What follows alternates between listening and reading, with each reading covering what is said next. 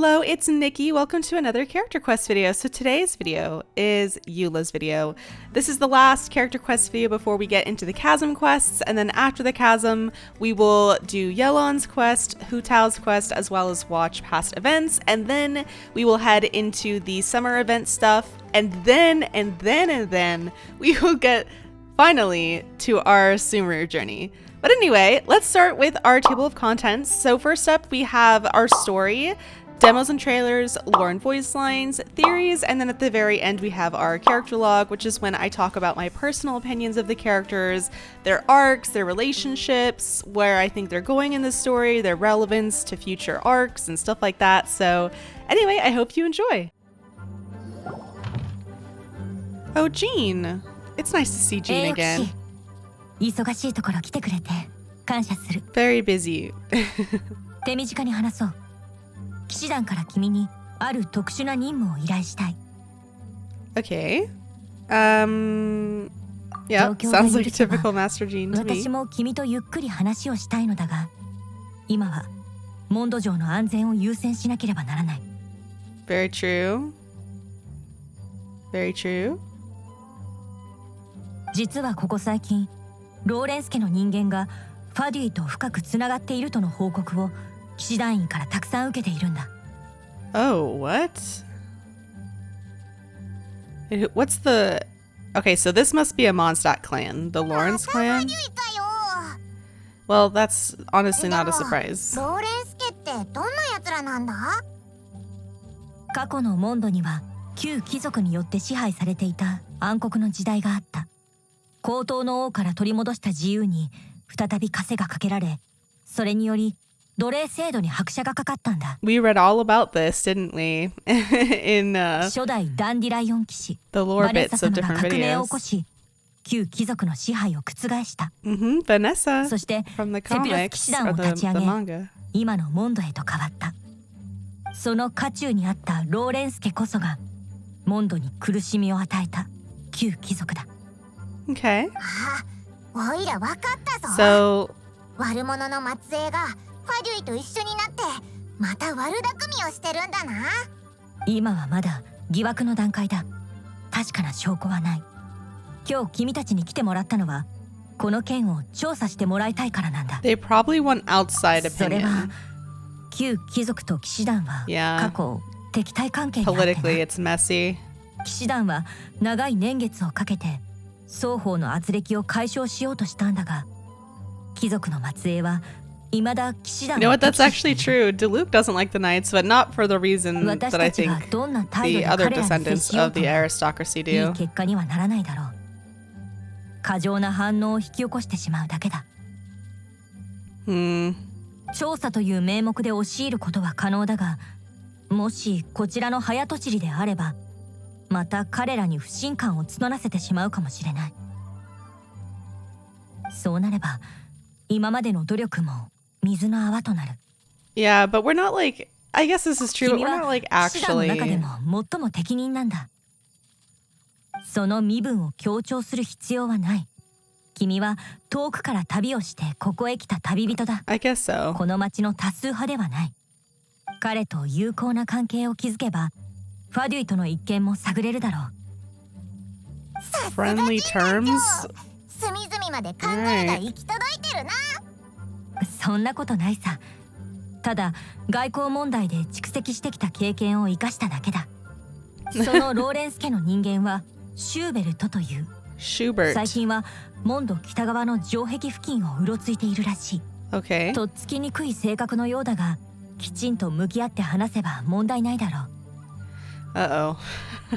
協 If 力 this 関 guy 係 has an 何か問題があ attitude, れば especially if で he's きる限りのサポートはさせてくれ。 descendant of the aristocracy, she said that the Lawrence clan were the... Well, I know this too, but the Lawrence clan are the ones that, like, were really down with enslaving people. So, you know, that's not, like, a cute look, I would say. So, hopefully this guy isn't too much of an ass. Alright, buddy. 誰だ貴様は。こんにちは。おいらたちは。こんにちは。 Oh, God. Already? We didn't even get to... どうしただと。私の聞き間違いか。軽々しく挨拶をしてくるなど軽薄で無礼であるぞ。Oh 私 god. を知らないとは無知な外来者か。私はシューベルト・ローレンス、正真正銘貴族の末裔である。Magnanimous? Really? Is that how you saw it? 私に話しかけたいのなら言葉を選んだ方がいい。そのような程度の低い言葉は聞くに耐えん。Inadmissible? Bro. 分かったらさっさと片膝をついて謝罪の言葉と自己紹介でもしたらどうなんだ。それが礼儀というものだろ。Etiquette?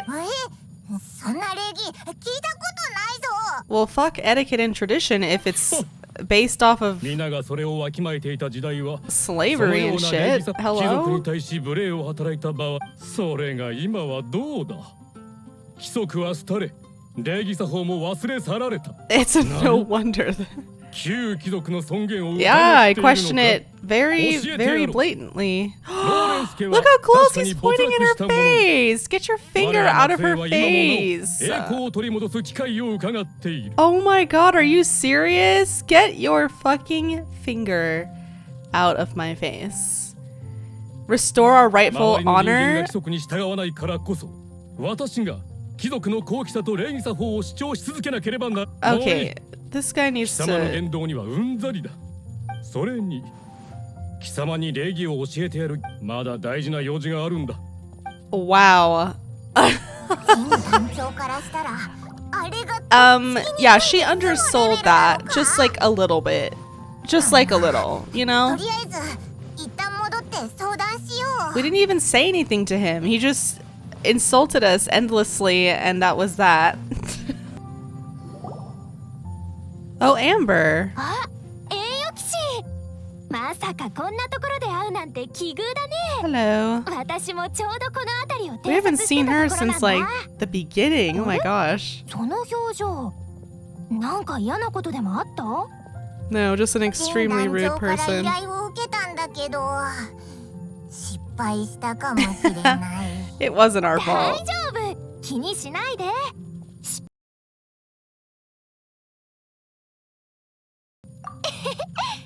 そうだ、私も手伝うよ。ジン団長からシューベルト・ローレンスっていう人と友好関係を築いてくれって頼まれ。でもいざ会ってみたらすごく変わった性格をしてて。 Peculiar is one way to 私その人知って say る it. よ。きっと礼儀知らずって言われたんでしょう。私も何回も言われたよ。ローレンス家の人はそういうこ But とに it's こだわ not るから manners. Like etiquette's one thing, but he was going on and on about 貴族 more than は that. 貴族なりの矜持を持つべきだっていうのが彼らの考えだね。ま、でも understand. 中にはそうじゃ How? ない What is 人 there も to いるんだよ。 understand? 例えば私の友達のエウルアとか。 Okay, we got Eula's mention そ for う、 the first time. 彼女はローレンス家の人間だけど同時に騎士団の第4章。 Oh, interesting. So she's part of the Knights, but she's also a member of the Lawrence clan. Hopefully she's nothing like her エウルアは relative. 特 My 別 god. なの。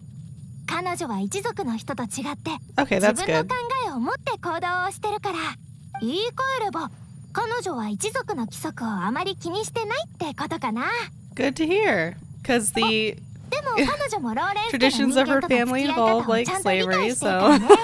でもそのエウルアっていう人がローレンス家の人間ならどうしてジン団長は well, エウルアじゃなくて her family might have オイラたち disowned her or に頼 something. んだんだろ I don't う。 know. それは一言では説明できないかな。簡単に言うと、 Yeah, エウルアが I 騎士団 figured に as 入った much. ことで一族からあまりよく見られてないみたい。彼らからしたらエウルアは敵に寝返った裏切り者なのかも。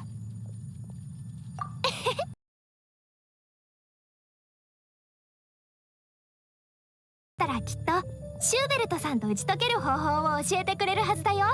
確か朝暴風山地の方へ見回りに出たからそこに行けば彼女に会えると思う。 Okay. Well, 気をつけてね。私も偵察に行かなきゃ。 let's go. まさか騎士団にそんな人がいたなんて。ローレンス家の礼儀作法を教わるならローレンス家の人間を探すのが手っ取り早いだろうな。I wonder how she'll be. Like, what kind of person she'll be. If her family members don't like her, it's probably possible that she doesn't behave very much like them. こんなとこにファギャイ？ まさ Oh. かエウルアはあいつらがいると知ってここへ来たのか？とにかく迎え撃つぞ！ Reinforcements. All right. Come on, Nita, baby. Yay! Oh. イエーイ！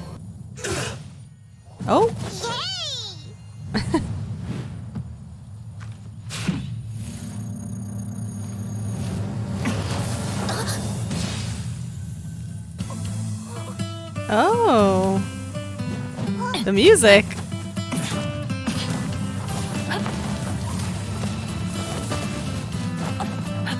Well, damn.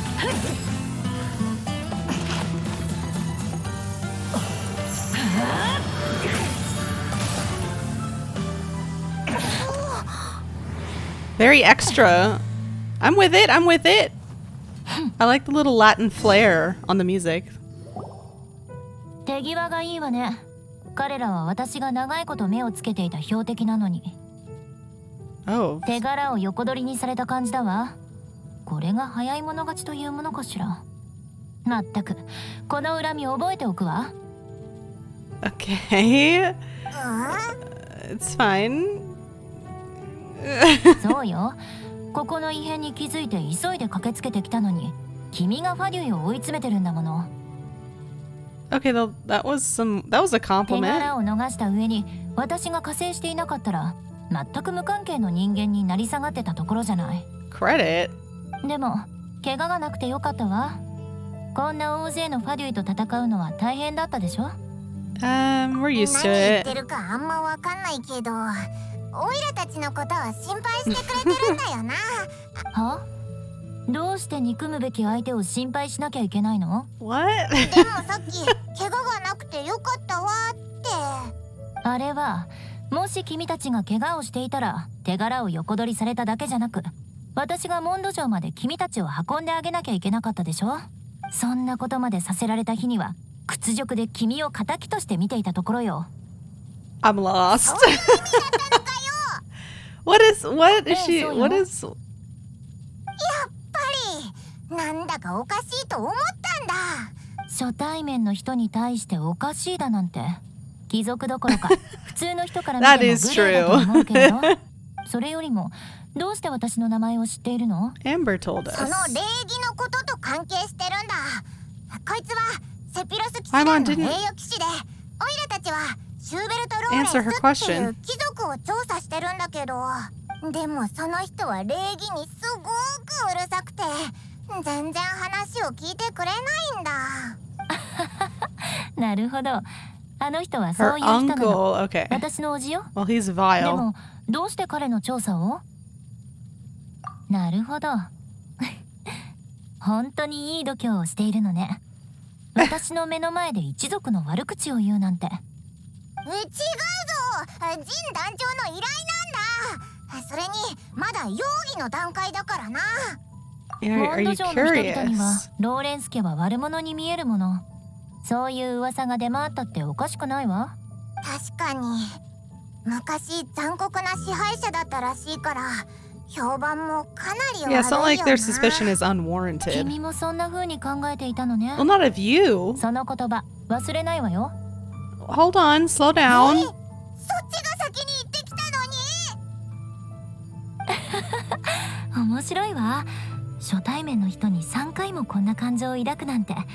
こんなに面白い人と会った She のは doesn't 久しぶ sound りよ。 like mean when she's saying it, 私 like を by 訪 her ねたのは tone. So I'm ローレンス assuming 家 she's の just kind of 礼儀作法を学ん joking. で私のおじと打ち解けるためよね。おう、アンバーの紹介できたんだ。問題ないわ。今からでも教えてあげる。とりあえずモンド城へ戻りましょう。人がいるところの方が練習になるから。それ Uh, とこれとは別よ。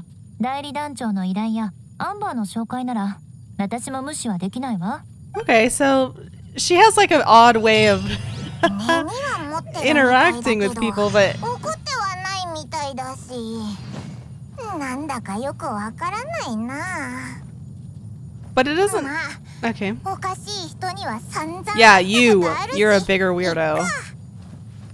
I don't think she's like mean-spirited, because like by the tone, like by her tone, when she's saying like, oh, I will have vengeance, like it seems like she's just kind of being playful. Like it doesn't feel like she's purposefully trying to be a bitch. So I think it's just her, like a weird quirk of her personality. Anywho, oh, nice. I knew that was suspicious. Okay. やっぱり確認しておかないと安心できない。 I don't think she meant it like literally. 君たちって私以上に気にするタイプなのね。安心して。恨みを覚えておくのとそれを返すのとはまた別よ。今はまだ復讐するような気分じゃないから。Okay. 気分次第なのかよ。私は心の中に山ほどの恨みつらみを抱えているわ。復讐するにしてもしっかり順番通りにやっていかないと。君たちの番はいつになることやら。Okay. Ooh, look at her heels. She's got little spurs. Cute outfit. オイラたちとのいざこざはなかったことにするのはどうだ。それはダメよ。考えが甘すぎるわ。私の手柄を横取りしたり悪者扱いした We り didn't call you the ruthless どれ ruler. もそんなに心配しないでちょうだい。少なくとも調査の一件では何もしないから。もしおじが何もやっていないのなら調査をしても何の問題もない。逆にもし本当に何かをやっているのなら罰を受けて当然。 Okay, so she's like, go ahead and condemn him.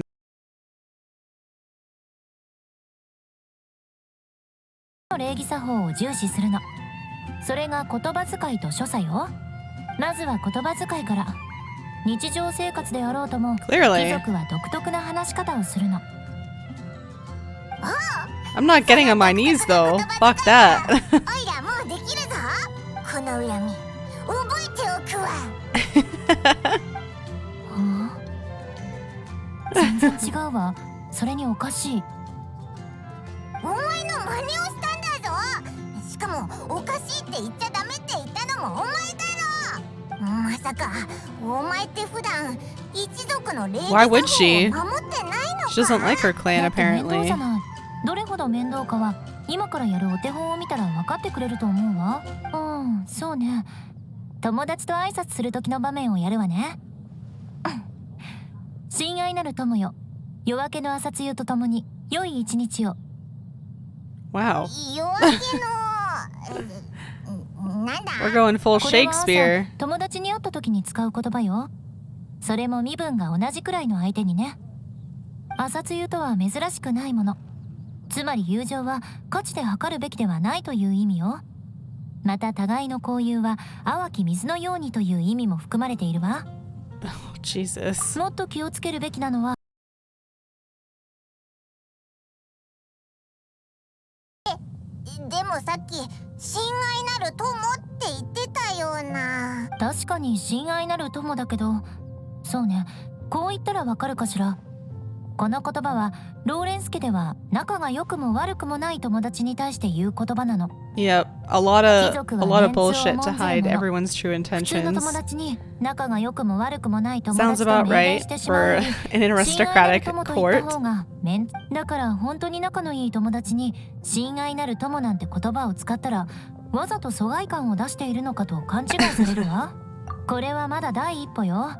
挨拶をした後が本番。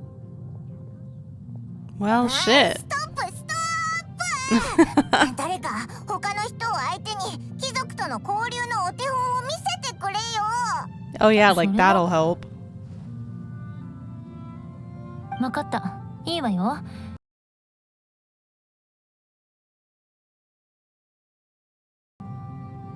Oh boy. She's just gonna talk about morning dew with people, right? She's not gonna like talk down to anybody. She didn't look happy though. Like she looked doubtful when we asked her to do it. あんた、ローレンス家のエウルアだろ。 Oh な god. んか嫌な予感 So がす she's るんだが already a pariah. せわしき者よ、しばし立ち止まるがいい。あ高貴なるローレンス家から大切な話がある。 Okay. Okay. Right out of the gate, we're coming 厳 out 粛にひざまず swinging. きなんだっけ。あ、そうだった。最上位の誠意をもってして貴族の栄光を受け入れよ。 Maybe we should have told him that this was just a 何なん demonstration. だ？待って、こういう状況になった時書くんではどうしろってあったっけ。争いが起きた時、一族の名声と尊厳を最優先すべき。そうそう、これだわ。庶民としてモンドに生を賜ったこと、敬意を払うべきだが、いかにしてそのようなざれ言を。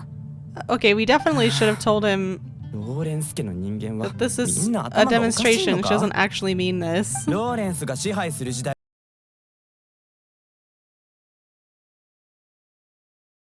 She's just giving a だとしてもだ demonstration. 何をしようと俺は関わり Okay. 合いたくな I い。 can't even blame him though ロ for ーレ being ンス家の upset. 人間には何も言うこと I は mean, I ない don't から think she な。 should carry the それと sins of her 一つ忠告だ。 ancestors, but モンドにいるのならローレンス家の人間にはあまり近づかない方がいい。他に用がないのなら俺はもう行く。このまま好き放題言われたら俺の堪忍袋の緒も切れそうだ。ちょっと待ってよ。もう覚えてなさい。 I think she's different than her uncle, clearly. So, そこまで言わなくても and to her, it's more like memorizing 大丈夫。 lines 大体予想 than は it してた is から like she actually means 他 the の things 人は she 当たってみま says. しょう。 Like means the derogatory language that she was saying. It's not like she was saying that because she believed it. Like her uncle said those things because he like genuinely believed those things. But it doesn't seem that Eula does, which is reassuring.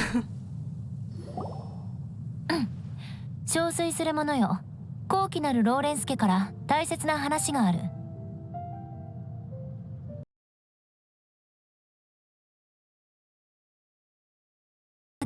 最上位の誠意をもってして貴族の栄光を受け入れよ。 Okay, we should be telling them it's a demonstration first. 礼儀作法ではこれを言った後に相手が片膝をつけるのを待って、それからそうだ、極力相手を見つめることはせず地位の差を強調するんだった。いけない、私ずっと見ていたわ。 Girl. まあいいわ、面倒だし膝をつかなくても結構よ。このまま次の言葉を言うから。ここはまず無礼者を挟んだ方がいいかしら。俺に構うな。喧嘩でも売ってんのか。 Oh gosh. ローレンス家の人間に言うことは何もない。 Damn, he turned his back. He didn't even walk.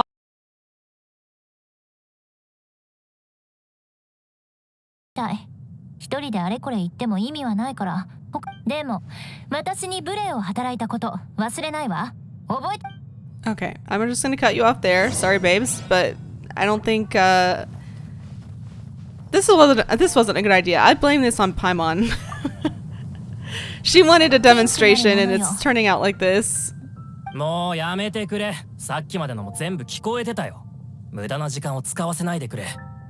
俺もみんなと同じ意見だ。何も言うことはない。まったく、こんな雰囲気だってのにまだ気づかないのか。落ち着いて、悪気はない。 Well, maybe you shouldn't have asked her to demonstrate this も old ちろん kind 彼 of 女がセピロ traditional ス騎士なのは知ってる。 conversational 騎士団を skills 見誤 with る the ことはないだろう。 locals. しかし、ローレンスという名前だけは何があっても消えない傷なんだ。そのローレンスの末裔が今もなおモンドを支配し、旧貴族の制度を奪還しようと企んでいる。そんな状況の中、一族の話し方を隠そうともせず見せつけるなんて、我々一般人をバカにしているとしか思えない。 This is why we should have said it's a demonstration.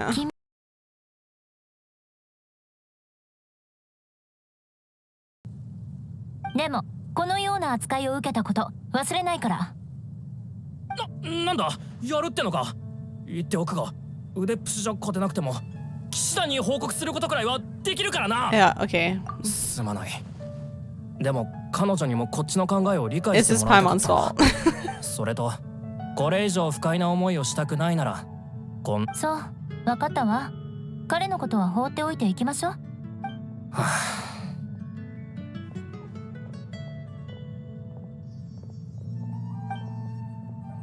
大丈夫、いつものことよ。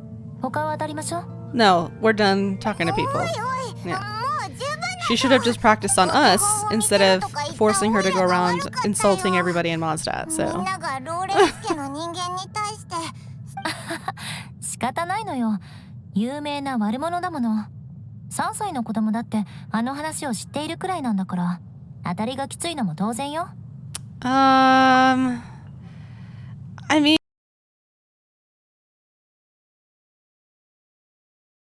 多少なりとも会話はできているわ。今日は貴族の話し方をしたからあんな反応になったんでしょ。多少なりともって普段も似たような態度を取られることあるのか？あんな態度良くないと思うけど。 yeah, 仕方ない but の。 when she's 過ちを犯した人はこうなるのが定め。罪人は罰せられるのがこの世の道理。でも大きな過ちを犯して償いきれない場合は、 true, nothing's 夏と風に easy. は記憶があるの。償うべき罪は代々伝承していく。今は私の肩にかかっているというわけ。身をもって償った一族の先祖たちと比べたら、日常生活を送る資格がある私は十分満たされているわ。それなのにオイラたちしっ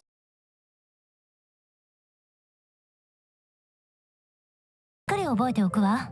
いつさ、これ以上の詮索はなしにしましょう。でもさっきのやりとりじゃあまり勉強にはならなかったわね。結局また他の人を探さなきゃ。 No, more people, no. こいつは頭がいい旅人なんだ。旅で遭遇した様々な仕掛けを解いてきたんだぞ。そうだよな。 I couldn't speak to people like that normally, but if it's the only way to get some kind of conversation started with that dude. なるほど。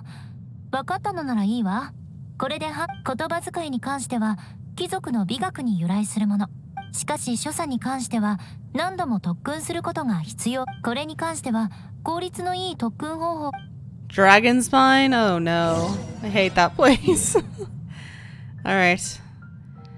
Yeah, I don't think she's like purposely trying to be mean or anything. We set her up to fail and the people of Mondstadt when Paimon was like, yeah, demonstrate on them. Oh yeah, sure. People with families who have lineages with, you know, generations of animosity towards the Lawrence clan. Obviously, the Lawrence clan, the ancestors were guilty and should have been punished and deserved to have their memories slandered like this. Eula didn't personally do anything wrong, and it seems like she's trying to, you know, change the way she goes about. 雪転がしで遊ぼうぜ。お前じゃ俺様には勝てねえけどな。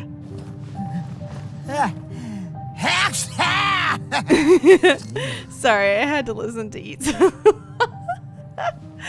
But it seems like she's trying to make a different life for herself. She clearly doesn't have the same values that her uncle does. So there is that, you know? But we'll see. 貴族の特訓ってこんな過酷な貴族の所作を学ぶためにはその中にある優雅さを身につける必要があるの。例えばここから先を見るととても険しい山道がある。もしきちんと教養のある貴族であれば葉が体に触れることなく。それはもう貴族じゃなくてでもこれなら貴族の言葉遣いを学ぶ時よりかはお前のオイラもそう思ったぞ。自信では始めましょう。優雅さを保つことに専念してね。 Okay, we can't get knocked around. We have to be graceful and elegant. Alright, let's get out Yanfei. Can we hit that thing? No, we just gotta go around it? Alright. 上出来じゃない。私の予想よりずっといいわよ。 What are you huffing and puffing オイラ for? たちも立派ないいえ、まだ始まりに過ぎない。さっき経験したのは一番簡単なケース。見て、 Okay. 前方に魔物を激しい戦いの中で冷静に戦況を判断してこそ真に優雅と言え。小さい Yeah, 頃 is this から how 家 she 族の normally しつけが trains? 厳しかったの。さあ、行きましょう。 Okay, listen, I can relate to the high expectations, being raised with high expectations. Lots of pressure like that can suck. この地脈沈石ね。起動して。吹き飛ばされたり凍らされたりしないでね。優雅じゃなくなるから。Yay! やったわね。君がこんなに優秀だと思わない。雪山という環境下でも思い通りに行動できるなんて、これならもう私から教えられることはないかも。さっき言っただろ。これでオイラたちも合格。待って、私が褒めたのは彼女よ。君に関してはまだまだ特訓が足りないわ。Call out Paimon. オイラも特訓対象だったのかよ。You girl didn't do anything, 特 girl. 訓の時、君だけそこら辺をうろうろと飛び回ったりして全く優雅じゃなかったわ。私の教えをちゃんと聞いてなかったんじゃない？ Too cold? I don't know. It's just like, I guess Paimon's style. オイラはずっとお前の身の安全に注意を払ってたんだ。Yeah, and どんな理由であれ、私の話を聞き流したことについては忘れないから。はあ、まったく。これを飲みなさい。なんだこれ。もしかして Paimon, please. オイラに毒を。 You're so extra. 違うわ。ホットミルクよ。凍 Aww. え死にそうなんでしょ。温かいミルクでも飲んで体を温めなさい。 Well, that's nice. ありがとう。だからこそこんな心配をしているんじゃない。私が復讐する前に凍え死なれたら困るでしょ。 She's so unserious with the vengeance thing. 死なないでよね。Not her pulling out the dear friend as a purposeful insult. やっぱり変な人だぞ。復讐のためにしただけよ。感謝されるようなことじゃないわ。さて、そろそろモンドに戻りましょう。所作の特訓も終わったことだし、いい考えがあるの。鹿狩りのサラのところに行きましょう。 Okay. Yeah, I don't think she's a bad person. I think she's probably just wrestling with a bad legacy, you know? And there's not much you can do about that. Like, she doesn't even really blame the locals of Mondstadt either, you know what I mean? Like, she's not necessarily letting them walk over her, but she's not like blaming them for their opinions because she knows that her ancestors were like absolute shitty people, and her uncle is, you know, values those traditions, and those traditions are pretty horrible. So I think with the whole, when she was just like insulting people, like because she was talking the way she was raised to talk, and we asked her to do it, I just think it was just stupid, and Paimon should not have asked her to do that. There was no need to go around doing that. And she did hesitate. Like, you could see on her face that she definitely didn't want to do that. So I don't think she like enjoyed talking down to people like that or anything. And again, she treated it like she was reading lines off of a cheat card. Like, she kept trying to like, oh, what did they say for this? Or like, how was I supposed to say this again? So it's not like she talks to people like that normally. I think that's what that was trying to show us. So she's just a little quirky. She's trying to deal with the fact that she's a little bit of a pariah. But I like that she's not trying to like point fingers at people in Mondstadt, because, you know, like I said, I think she understands the depth of the harm her family has brought. Now, I'm not exactly sure what we're gonna get at the restaurant. Oh, there's Amber. That's supposed to be a gift for her uncle. Her shoes are so cool. I want them.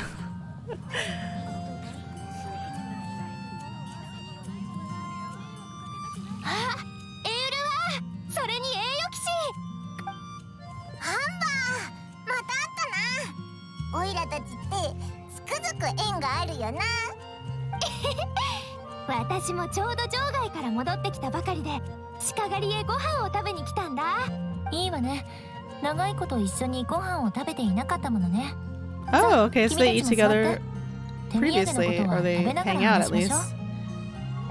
Cool. 追加で注文するものはありますか？私のおじは漬け野菜肉炒めが好物なの。後でおじに届けるから、これを一つテイクアウトでお願い。 Oh my gosh. はい、わかりました。ただ、準備に少し時間がかかりますので、ちょっと待って。この満足サラダってアンバーが注文したの？違いますよ。彼女が野菜を注文していなかったので。私からおまけとしてお出ししました。注文していないのに勝手に出すなんて。ふん、このことは忘れないから。こんなことまで覚えておくのかよ。もう初めて会ったわけじゃないんですし、私がこういう人なのは分かってますよね。では私は漬け野菜肉炒めを準備してきます。ごゆっくり。 So there are some people in Mondstadt who get her. 全くさらったらいつかまとめて生産して She あげる kind わ。 of she means the opposite of what she says. なんで漬け野菜肉炒めを手土産にしたんだ？鹿狩りの裏メニューなのよ。おじみたいに常連客だけが知っているの。旧貴族にふさわしい味わいをしているわ。Huh? Is it because it's a long word and hard to say? 苦手な人も多くて、だんだんと誰も注文しなくなってね。エウルアに勧められて一回食べたことあるけど飲み込めなかった。だから私はあれ私と好みが全然違うのね。意外だわ。でも思わぬところで復讐を果たせたみたいで嬉しいけど。当然よ。彼女みたいに誰にでも借りを作る子なんてモンド中探してもそういないわ。 Yes, so much その冗 contempt. 談普段なら大丈夫だけど誤解されるから栄養騎士の前で No, は I やめ got て。 it. エウルアはいつも恨みやら復讐やら言ってるけど、気にしているわよ。はっきりと覚えているわ。もうハンバーったら本当に憎らしい。 If you オイ just ラにも分かってきたぞ。エ yeah. ウル、優しくするならそんなにひねくれなくてもいいのに。She just she means the opposite of what 君 she は says. 私みたいに Yeah. 罪人それはそうだけど。だったら当然知らないはずよ。悪人が善人になるのはとても困難なの。私は善人になれないし、なるつもりもない。ちょっとそんな深刻な感じにならないでよ。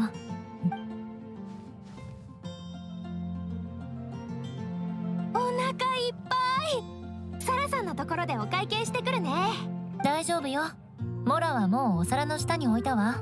直接お会計に行ったらサラはきっとあのサラダ代を受け取らないだろうから、私の復讐に対する執着を見くびらないでほしいわね。さて、あとは私のお家に会うだけね。彼は清泉町近くの山上に。オイラはてっきりエウルアも一 She 緒に probably doesn't want to see him. それは少し都合が悪いかな。私がいない方が順調に。そうだ、さらにお願いしたテイクアウトを。私も引き続き野外調査をしてくるから。またね。君たちって本当に面白いわ。Hmm. I'm wondering if her uncle's こちらが guilty. 漬け野菜肉炒めです。味が落ちないよう熱いうちに食べることをおすすめし。もしエウルワさんに何か変なことを言われたのなら。なあ、聞きたいことがあるんだけど。 Yeah, because you made her talk to them in a way that was purposefully rude. ローレンスという姓はモンドの人にとっては拭いきれない重い。一度でもこの姓を認識してしまえば皆さんエウルワではなくですので、エウルワさんが何をしようとも有罪になり、何をやっても無意味なのです。 I mean, I understand this, but we set her, like, Paimon set her up to fail. 彼女がセピロス騎士団に入った時、大勢の人が彼女の入団撤回を。一方でローレンス家の方からも一族の人たちが騎士団へと押しかけ、エウルワさんに説明。はい、エウルワさんがどれほどの覚悟。幸いにも大団長ファルカさん、そして Varka. 騎士団の他の人たちも Okay, 確固た so る騎 he 士で was the 入 one 団。 that 一 headed 般人 that から見れば彼女は騎 situation. 士団の汚点 Interesting. であり、しかし彼女はただ黙々と騎士の責務を全うし、エウルワさんはみんなから理解と関心を得るべき人だと思います。少なくとも公正な。はい、その日がやってくることを信じ。この一件が片付いたらもう一度エウルアと話して。それは良かったです。口にでは行ってらっしゃい。 Okay, well, I understand, but I think people probably definitely kind of side-eyed her in the street unprovoked. I can believe that. But people weren't actually angry at her in the square until we asked her to start talking to them the way she was raised to as an aristocrat, which is very rude, very derogatory. So of course like having, can you imagine someone coming up to you unprovoked and there we go, and just like talking to you that way? Like, of course you're gonna be offended. And if that person also happens to be descendant of a family that's literally known for not just its aristocracy roots, but like slavery, you know, you're not gonna take too kindly to that. So I think we just set her up to fail. There was just no reason why she had to like demonstrate on other people. She didn't want to. She clearly didn't. And I don't think Paimon should have asked her to do that. He's just sitting out here in the wilderness, just at a camp. He doesn't even work.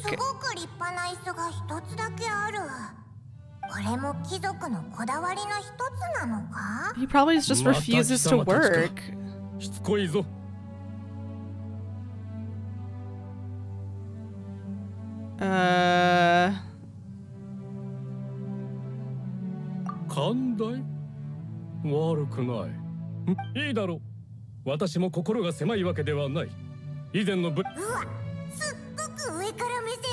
Wow. Easy flattery, I guess. なるほど。同志であったか。いいだろう。元から私の本意は貴様の品。試してたのかよ。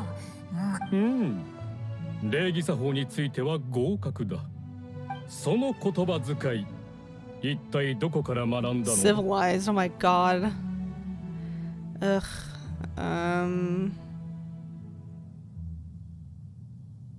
なるほど、聡明だな。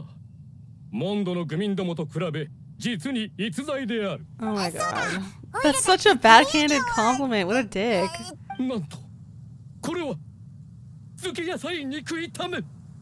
外面を取り繕っただけでなく、しっかりと内面も磨いてきたか。ちょうど長いこと食べていなかった。いや。Relicious, my gosh.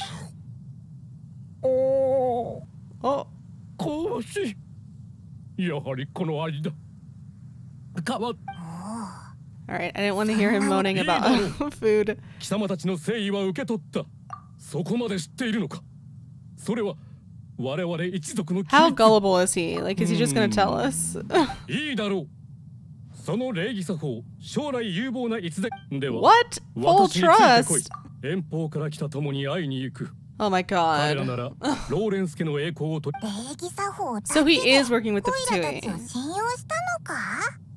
さあ、ついてこい。それで何？ Unless this is a trap and he's like purposefully leading us into a trap. 100% they are. Well, we wore a mask last time. Maybe we can we go borrow Deluxe? Stands out. Okay. Yeah, clearly. So he's just like not working. He's just like living off of the funds he has left. Wow. おや？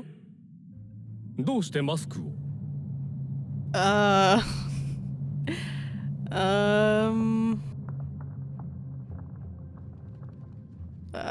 first そうだ one? な。あやつらの実力が相当なもので、そうなれば確かに容易に正体を。Wow. では、 The way he rationalized that. Jesus. Is he really this stupid, or is he leading us into a trap? 私たちに賛同する者はたくさんいる。すぐに会えるだろう。少し前にセピロス騎士団の人間がこの場所を片付けたと聞いてな。モンドではやはりここが隠れるにふさわしく、土地も開けている。ボロくて貴族の品格にはそぐわないが、それも我慢するしかあるまい。っていうか、もう少し早く歩けないのか？無論お断りだ。貴族はいついかなる時も優雅さを保つ必要がある。落ち着きがなければみっともないからな。What the? やっぱりファデュイだ。やっぱり？城内でよく見かけるからな。相当な実力者だろうなって思ってたんだ。ただの野蛮なよそ者だ。武力はあるが教養がない。 So まあ取引の対象としては it seems like he's looking down on the Fatui, so he thinks he's like in control because he's an aristocrat. What the hell? 私が連れてきたんだ。客人に決まっているだろう。客人に無礼を働けば。しかしこのことは機密中の機密。用心。貴族の行いを貴様が指図するな。偉そうに。こいつに何ができるって。分かった。入れ。 Oh my god. I think he is that. Is he this dumb? 便利なんだな。当然だ。 The benefit of prestige? I can assure you the Fatui don't give a rat's ass about prestige. Especially of Mondstadt's people. I guess the old Mondstadt. Yeah, that was part of the problem. Glory, yes, slavery is glory. Yeah. Yeah. You dick. Sergey, who's this guy? こいつどこかで会った。 Yeah, we're kind of identifiable. We didn't even bother changing clothes. 信用できないものを勝手に連れて。私の新たな盟友だ。ローレンス家の名に誓って彼女を信じてもらって Let's just 構わない。 not say anything. 我々の計画は機密なんだ。部外者を参加させるわけにはいかない。それに最近騎士団に外の人間が加入したと聞く。モンド周辺で活発に行動しているらしい。The fact that we're not like undesirable number one on the Fatui lists with our face plastered everywhere. その小さいのも This thing. どうかしたか？もういい。私の言うことすら信用できなくなったのか？誰のおかげでモンドで行動できているのか忘れたわけじゃないだろうな。ローレンス家の支援がなければとっくに騎士団に追い出されていただろう。貴様は私の友を侮辱した。今すぐ心から詫びてもらう。 The fact that he's directly responsible for the 分かった。 Fatui's あんたがそこまで言うな continued ら本題に入ろう。約束していたモンド城の防衛地図はも stay in Mondstadt is awful. 当然ここにある。どれどれなんだと？それは私が長時間かけてコツ。それにそれは四角や丸ではない。まあいい。見づらいが当然だ。安心するがいい。それとローレンス家の旗を騎士団本部の屋上に掲げる約束をあの建物の所有権並びにこの町全体の管理権はローレンス家のものだ。 Jesus. 互いに利のある取引なんだ。この情報は存分に使わせてもらう。そうだ。外交に影響を及ぼさないためにも。The Fatui would be in a lot of diplomatic problems in every そして nation 私の友人のその時が来たら if all their shit was 私は騎士団本部 revealed. の屋上からモンドに対する奴らの軟弱な統治を批判してやる。 Oh my 全ての市民 god. は今一度このローレンスに屈服するのだ。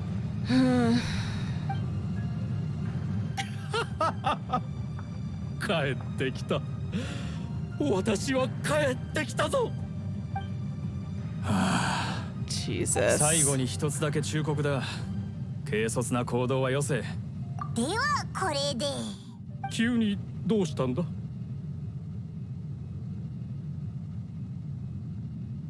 Damn, okay. We're not even gonna get ourselves out first. Okay. そしてその最高の仲間パイモン。私をそういうことを盲目的に信頼する方が悪い。長きにわたり計画してきたのにこんなことでバレるなど。待っていろ。 Mr. Slaver, get back here. I don't think so. やはりしかし情報は確かに手に入れ。 Yeah, you could go ahead and try. 別々の方向に逃げたぞ。中は行き止まりだったはず。先にファデュイを倒してこれからシューベルトを捕まえよう。 Alright. The way this guy just like literally. Oh, there he is. Oh! Eula's here. 離せ。自分で歩ける。どうやら間に合ったようね。確かにファデュイがたくさんいるわ。あれ、君もここにいたの？調査は終わった？まさかこやつの礼儀作法は全部お前が教えたのか。 Pleasantries. 一族のしきたりを部外者に教えるなど言語道断。ああ、そんなこともあったっけ。それでそうしちゃいけない理由でもあるの？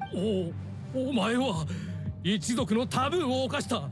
私がずっと準備してきた計画を台無しにしたんだぞ。おじさんがすごく力を注いでいたのは分かっているわ。でもこれはやってはいけないこと。もちろんそれくらい知っているはず。セピロス騎士として見過ごすわけにはいかない。まだセピロス騎士などとたわけが。いいか、私はお前の叔父だ。お前はローレンス家の人間で一族の栄光を取り戻すことに専念すべきなんだ。今ならまだ許しを請うチャンスをやろう。そこのセピロス騎士を全員やっつけて私と来い。そうすればお前のために話を通しやり直す機会を。ちょっと意味がわからないわ。セピロス騎士にセピロス騎士をやっつけろって？もう一度言う。お前はセピロス騎士などではない。我ら一族の末裔だ。ロ Stop ーレンス pointing 家の血が流れてい your る貴族だ。一族の意志に従わなければならない。 Fuck the will of the で family. も今の今まで私がいつ一族の意志に従ったというの？ There you go. お前大逆無道なやつめ。怒るべきなのは私の方だと思うけど、自分がローレンス家の一員であると知りながらモンドの安全を脅かすことをしようとしているなんて、一体どれほどの人に迷惑をかけるか。そしてこのことを鎮めるために私がどれほどの人から恨みを買うか。私に説教しようというのか。そうよ、説教しているの。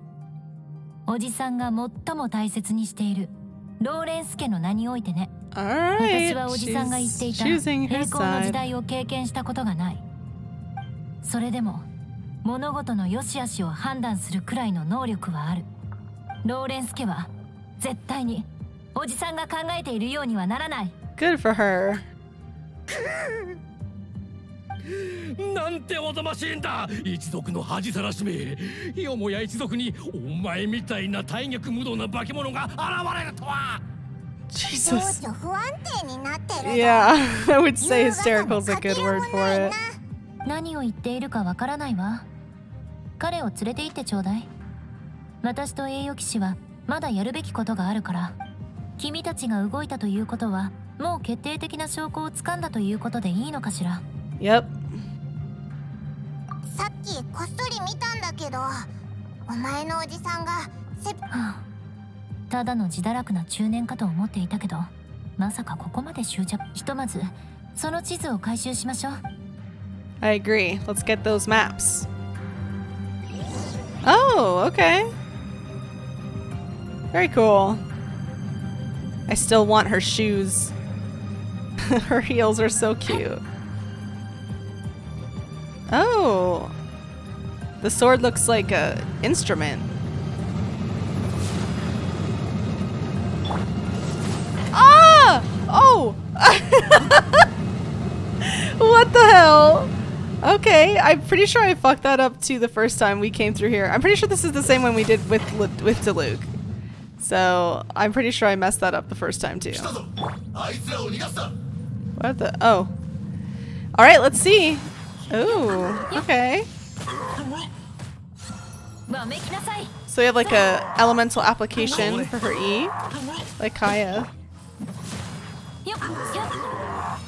How fitting that her and Kaya work well together, huh? Both Knights of Favonius from fallen dynasties, right?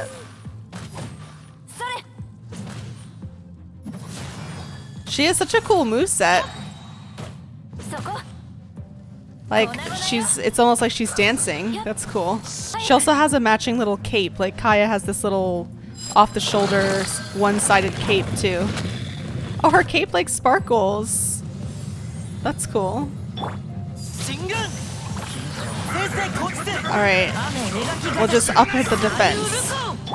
But we will still use Miss Ma'am. Ooh, very cool. I like the sound it made. It made like little bell sounds, like a Winter Wonderland kind of a vibe.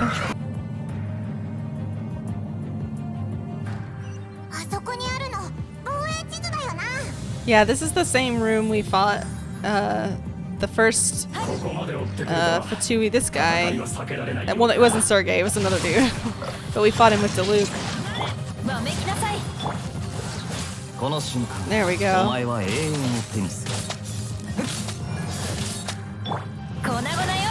There we go. Coward.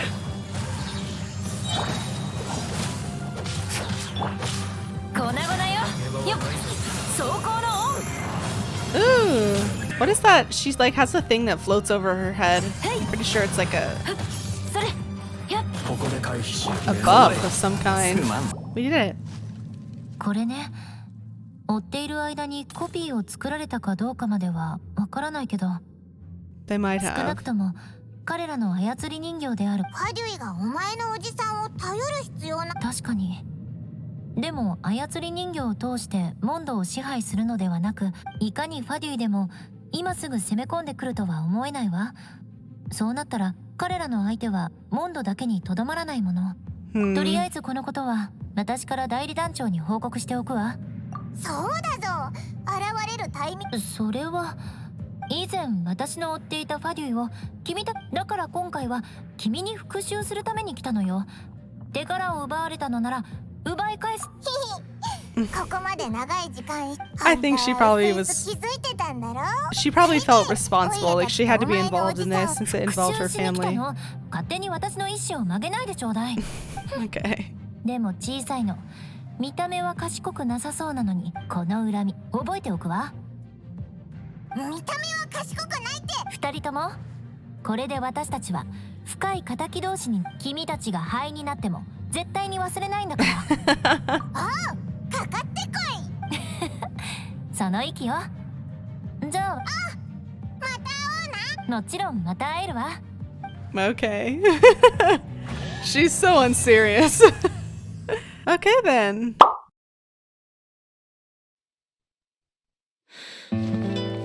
Dance of Sacrifice. Ooh. Act 3. Flickering Candlelight.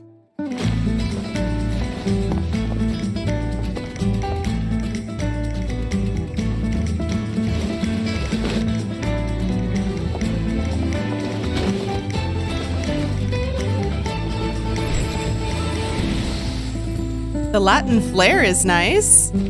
Very fun.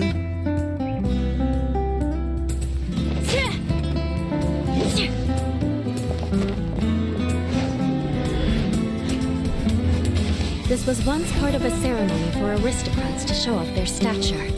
Now it's just a private pastime.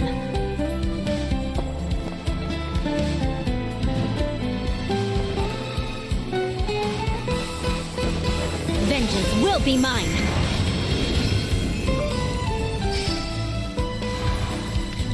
As a descendant of a fallen ancestry, I alone must break free from the chains of revenge.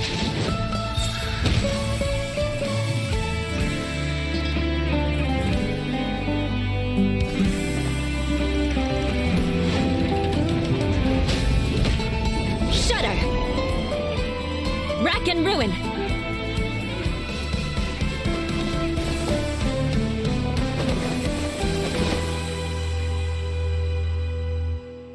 Are you here to spy on me? This is definitely Latin ballroom dancing right there. I was just worried you might be in trouble. Not yet.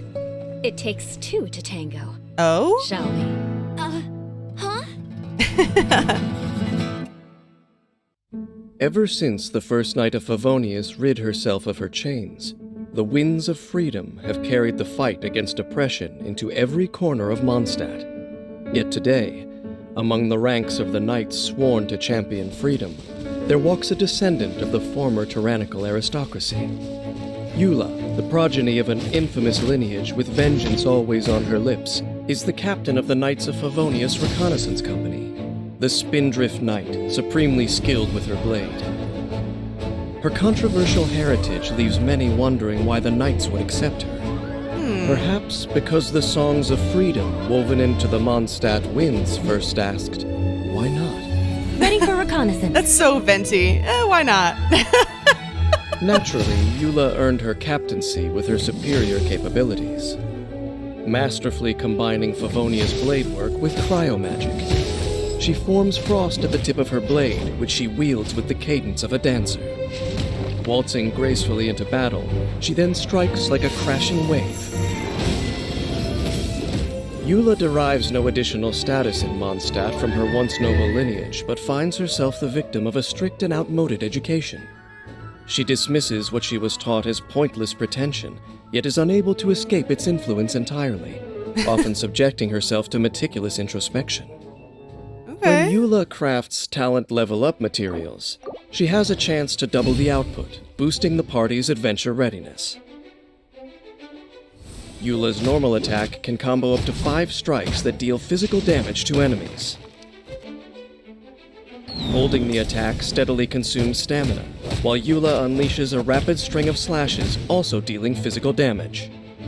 When her charged attack ends, she unleashes a powerful strike that launches smaller enemies within her range. Tap Eula's elemental skill Ice-Tide Vortex to perform a rapid slash that deals cryo damage. When the slash hits an enemy, Eula gains 1 stack of Grimheart. The effect has a maximum of 2 stacks. Oh, that's what I was seeing above her Grimheart head. increases Eula's resistance to interruption in her defense, creating optimal conditions for her to dish out damage. Holding Ice-Tide Vortex causes Eula to consume all stacks of Grimheart and perform a spinning frontal slash that deals AoE cryo damage. If this attack consumes Grimheart stacks, it will decrease the physical and cryo resistance of surrounding enemies. Each stack of Grimheart consumed will convert to an Ice Whirl brand, dealing cryo damage to nearby enemies. Flood of Frost!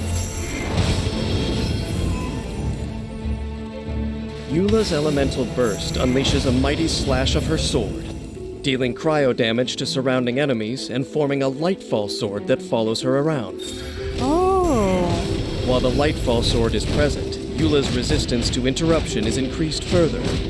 Oh, wow. Additionally, when enemies are damaged by Eula's normal attack, elemental skill, or elemental burst, the Lightfall sword's energy is charged. When its duration ends, the Lightfall sword will descend and explode violently, dealing physical damage to surrounding enemies. Oh, physical damage. The That's damage dealt interesting. increases with the Lightfall sword's charge stack. When Eula leaves the field, the Lightfall sword will instantly explode. After unlocking the talent Roiling Rhyme, when Eula holds Ice-Tide Vortex, if 2 stacks of Grimheart are consumed together, a shattered Lightfall sword is created and explodes immediately, dealing half the base physical damage of the Lightfall sword.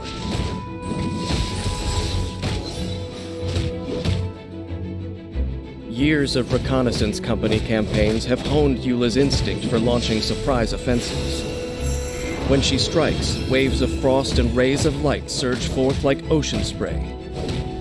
After unlocking the talent Wellspring of Warlust, casting Eula's Elemental Burst immediately grants 1 stack of Grimheart and resets the cooldown of her elemental skill. Oh, okay. The Spindrift Knight's battleground is the shadows far beyond Mondstadt's city walls. Eula's strength is in hunting down her enemy with courage and calculation, striking with her frosty Favonius blade work. In combat, Eula often starts the offensive with her normal attack, interspersing her strikes with the tapping effect of her elemental skill to keep up the pursuit and accrue Grimheart stacks. Next, holding her elemental skill at an opportune moment will deal damage to her enemy, while also reducing their physical and cryo resistance by consuming the Grimheart stacks. Okay. When Eula's energy is full, unleashing her elemental burst puts further pressure on the enemy and creates a Lightfall sword. Now is the time for a rapid offensive. To charge the so you gotta Lightfall stack sword everything. and finally take down the enemy when it explodes. Got it. There are those with hatred in their hearts that are able to do what Eula has done. Take the lust for vengeance bequeathed to them by fate and channel it into a force for self-advancement. For Eula, My this has set her babies. down a path My of rag peace bros. and inner strength. Still, there are others for whom the passage of time does nothing to quell the poison spreading through their souls. Only the future will reveal the path they take, but inevitably, it will be a different one.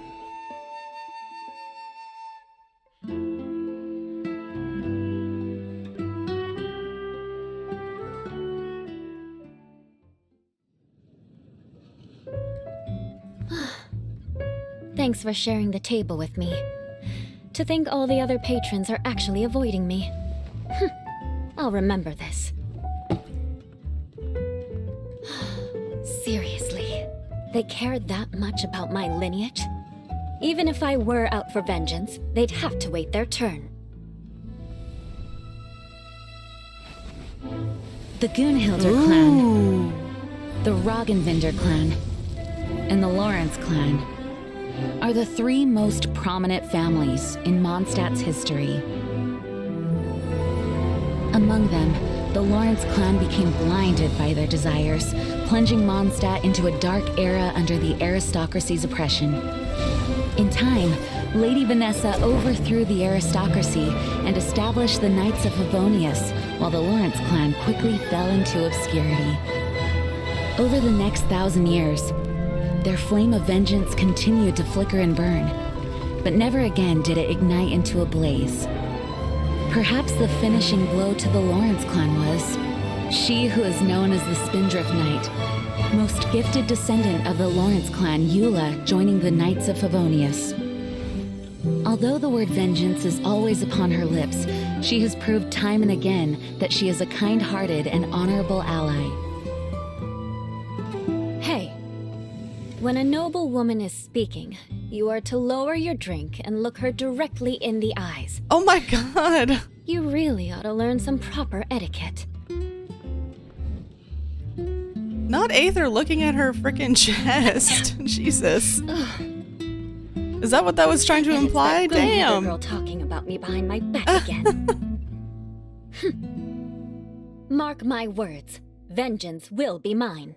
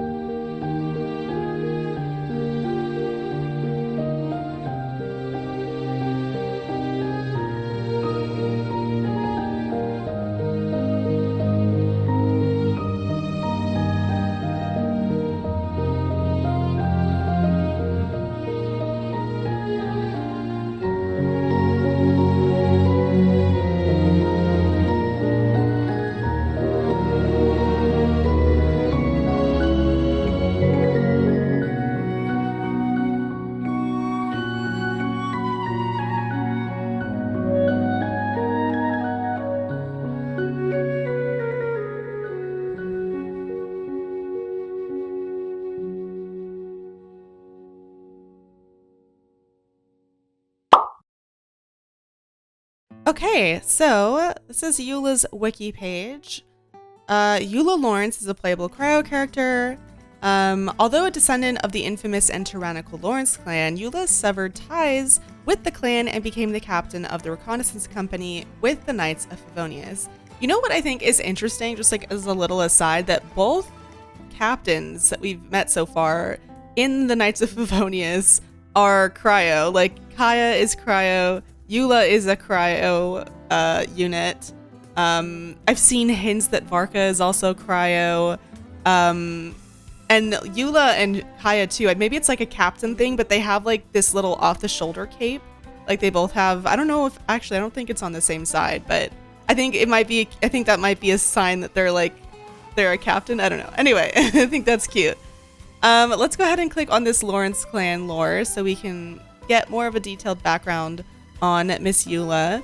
Lawrence clan. On the road, bound to our exile, I watched my father sigh with grief at the betrayal of the people, at the end of a glorious era, at the final chapter of history. Only years later did I realize it was we, the Lawrence clan, who had betrayed, who had ended a glorious era, and who had closed the history books. Only now was Mondstadt as it always should have been. An exiled Lawrence clan noble. Interesting that that's anonymous. Alrighty, the Lawrence clan, also called House Lawrence, was one of the prominent clans in Mondstadt after Barbados took over alongside the Gunhilder clan and the Immunlaurk clan? Who's that? What clan is this? Was one of the founding clans of Mondstadt. Oh, odd. They weren't mentioned in the little trailer that we just watched that was talking about all the clans. Survivor, Befel Sal. Ooh, wait, you know what? This might be Dragonspine lore, so I'm gonna go ahead and not read this yet because I will be doing a video on Dragonspine at some point. So I'm assuming that's we'll come back to this. I'll make a note of it if it's not in the Dragonspine lore, but I think it is. And along with the Ragnavinder clan, one of the three most prominent families in Mondstadt's history. The glacial seal is the symbol of the Lawrence clan. This symbol can be seen among a few of the weapons and artifacts of the Royal Series and Noblesse Oblige, as well as in Eula's name card. After the aristocracy was established, they became its foremost clan, and by the time the aristocracy grew corrupt, they were the ones mainly in charge of ruling the city of Mondstadt. They are currently poorly regarded amongst Mondstadt's citizens, with many growing aggressive on the mere mention of the clan. I mean, yeah. History. During decay... Okay, hold on. I'm pretty sure I said this wrong in Venti's video. I think it's Decarabian? Not Decabrian, which is what I was saying before. I think it's Decarabian. During Decarabian's rule, the Lawrence clan apparently lived outside of Decarabian city and survived in the frozen wilderness as pioneers. Their survival under such harsh conditions made them view themselves as conquerors. Early aristocratic period, Venire was the leader of the Lawrence clan when New Mondstadt was founded, and she guided the people to build a statue in the plaza commemorating Barbados' descent, upon which an oath was inscribed by the leader of all the clans. During the time that the people of Mondstadt worshipped the gods of Anemo and time together, the Lawrence clan would reenact their victory over the frozen wilderness. The nobles would hunt as a way of showing their strength in the natural world, sharing the spoils with the people out of benevolence. This tradition is likely based on the Lawrence clan's history and culture. They were tutored by the royal mages who kept track of history and were responsible for instilling virtue in the nobles. Interesting. All right, late aristocratic period. Gradually, the Lawrence clan's view of themselves shifted from conquerors to overlords to kings, causing them to go down the path of depravity and beginning the late aristocratic period. They tore down the statue of Barbados that they put up in the plaza long ago to get rid of the oath written there, and the royal mages abandoned their duties to the nobles, no longer speaking of history or of the oath. They believed that nobles should only use swords, abandoning their heritage of using bows and not using spears either, considering both weapons for commoners and gladiators. interesting. Wasn't one of the, I remember when we were doing Venti's video, I believe, or maybe it was Jean's, where it's the lore for Ganyu's weapon, I think. I'm pretty sure that her bow was, the original owner of that bow was someone who fought against the Caribbean with like Venti and the Bard and like the OG Mond rebellion. I'm pretty sure it was a woman and she was the Caribbean's lover. I'm pretty sure I'm remembering that right, but I think a bow was her weapon. So it's interesting to see that the nobles abandoned their heritage of using bows because it was now deemed as like below or beneath them. So that's interesting. The Lawrence clan also changed how the gladiatorial games functioned, changing them from religious ceremonies to blood sport for their enjoyment. Oh, so did the games previously, like, did they not fight to the death? It was just like kind of like a tournament where they like fought but no one actually died. I don't know how those would function without without bloodshed, or at least gladiator games. But all right, so they kind of like poisoned a previously kind of a sacred ceremony. When the land cried out for Barbados, he saw the damage dealt by those he had left in charge and returned to Mondstadt once more to bring back freedom. Assisting a slave named Vanessa, the pair managed to bring the people into open revolt. However, Barbados went a step further by drafting a false document in which the Lawrence clan would sell Mondstadt to Morax. I remember that. The soldiers that served the clan, fearing that they would be treated like slaves themselves, began supporting Vanessa's rebellion, leaving the clan with very few soldiers who were loyal to the cause. The Lawrence clan were eventually overthrown by Vanessa's rebellion, and they were forced by the people of Mondstadt to leave the city and never return. Eventually, some members of the clan realized that they had betrayed the people, not the other way around. Current period, the clan relocated to another area in Mondstadt, but this current location remains unknown. They would often get into conflict with the locals, which resulted in the Knights of Favonius arriving to mediate, but to very little effect. Descendants of the Lawrence clan in the present day often face stigmas and are deemed a social threat. Prior to joining the Knights of Favonius, Eula was forced to hunt and cook for herself as almost every shop refused her money. Near the current time, Eula applied to the Knights, causing an uproar in both the common folk and the Lawrence clan. Members of the clan confronted Eula over her decision to join outside the Knights' headquarters. Grandmaster Varka, the acting Grandmaster Jean allowed her to join, as she was talented in combat and both saw it as a waste to refuse someone skilled like her. The clan proceeded to denounce Eula as a traitor. Sometime after Eula joined, her uncle Schubert conspired with the Fatui to reclaim Mondstadt. Okay, that's what we experienced in her story quest. Clan traditions. The Lawrence clan was known to have put a large emphasis on appearing noble, many of their practices coming from the idea that their perception in the eyes of quote-unquote commoners must befit nobility. Their extreme regimen is considered abusive in most regards, and they only hire the best of the best to tutor the younger generation.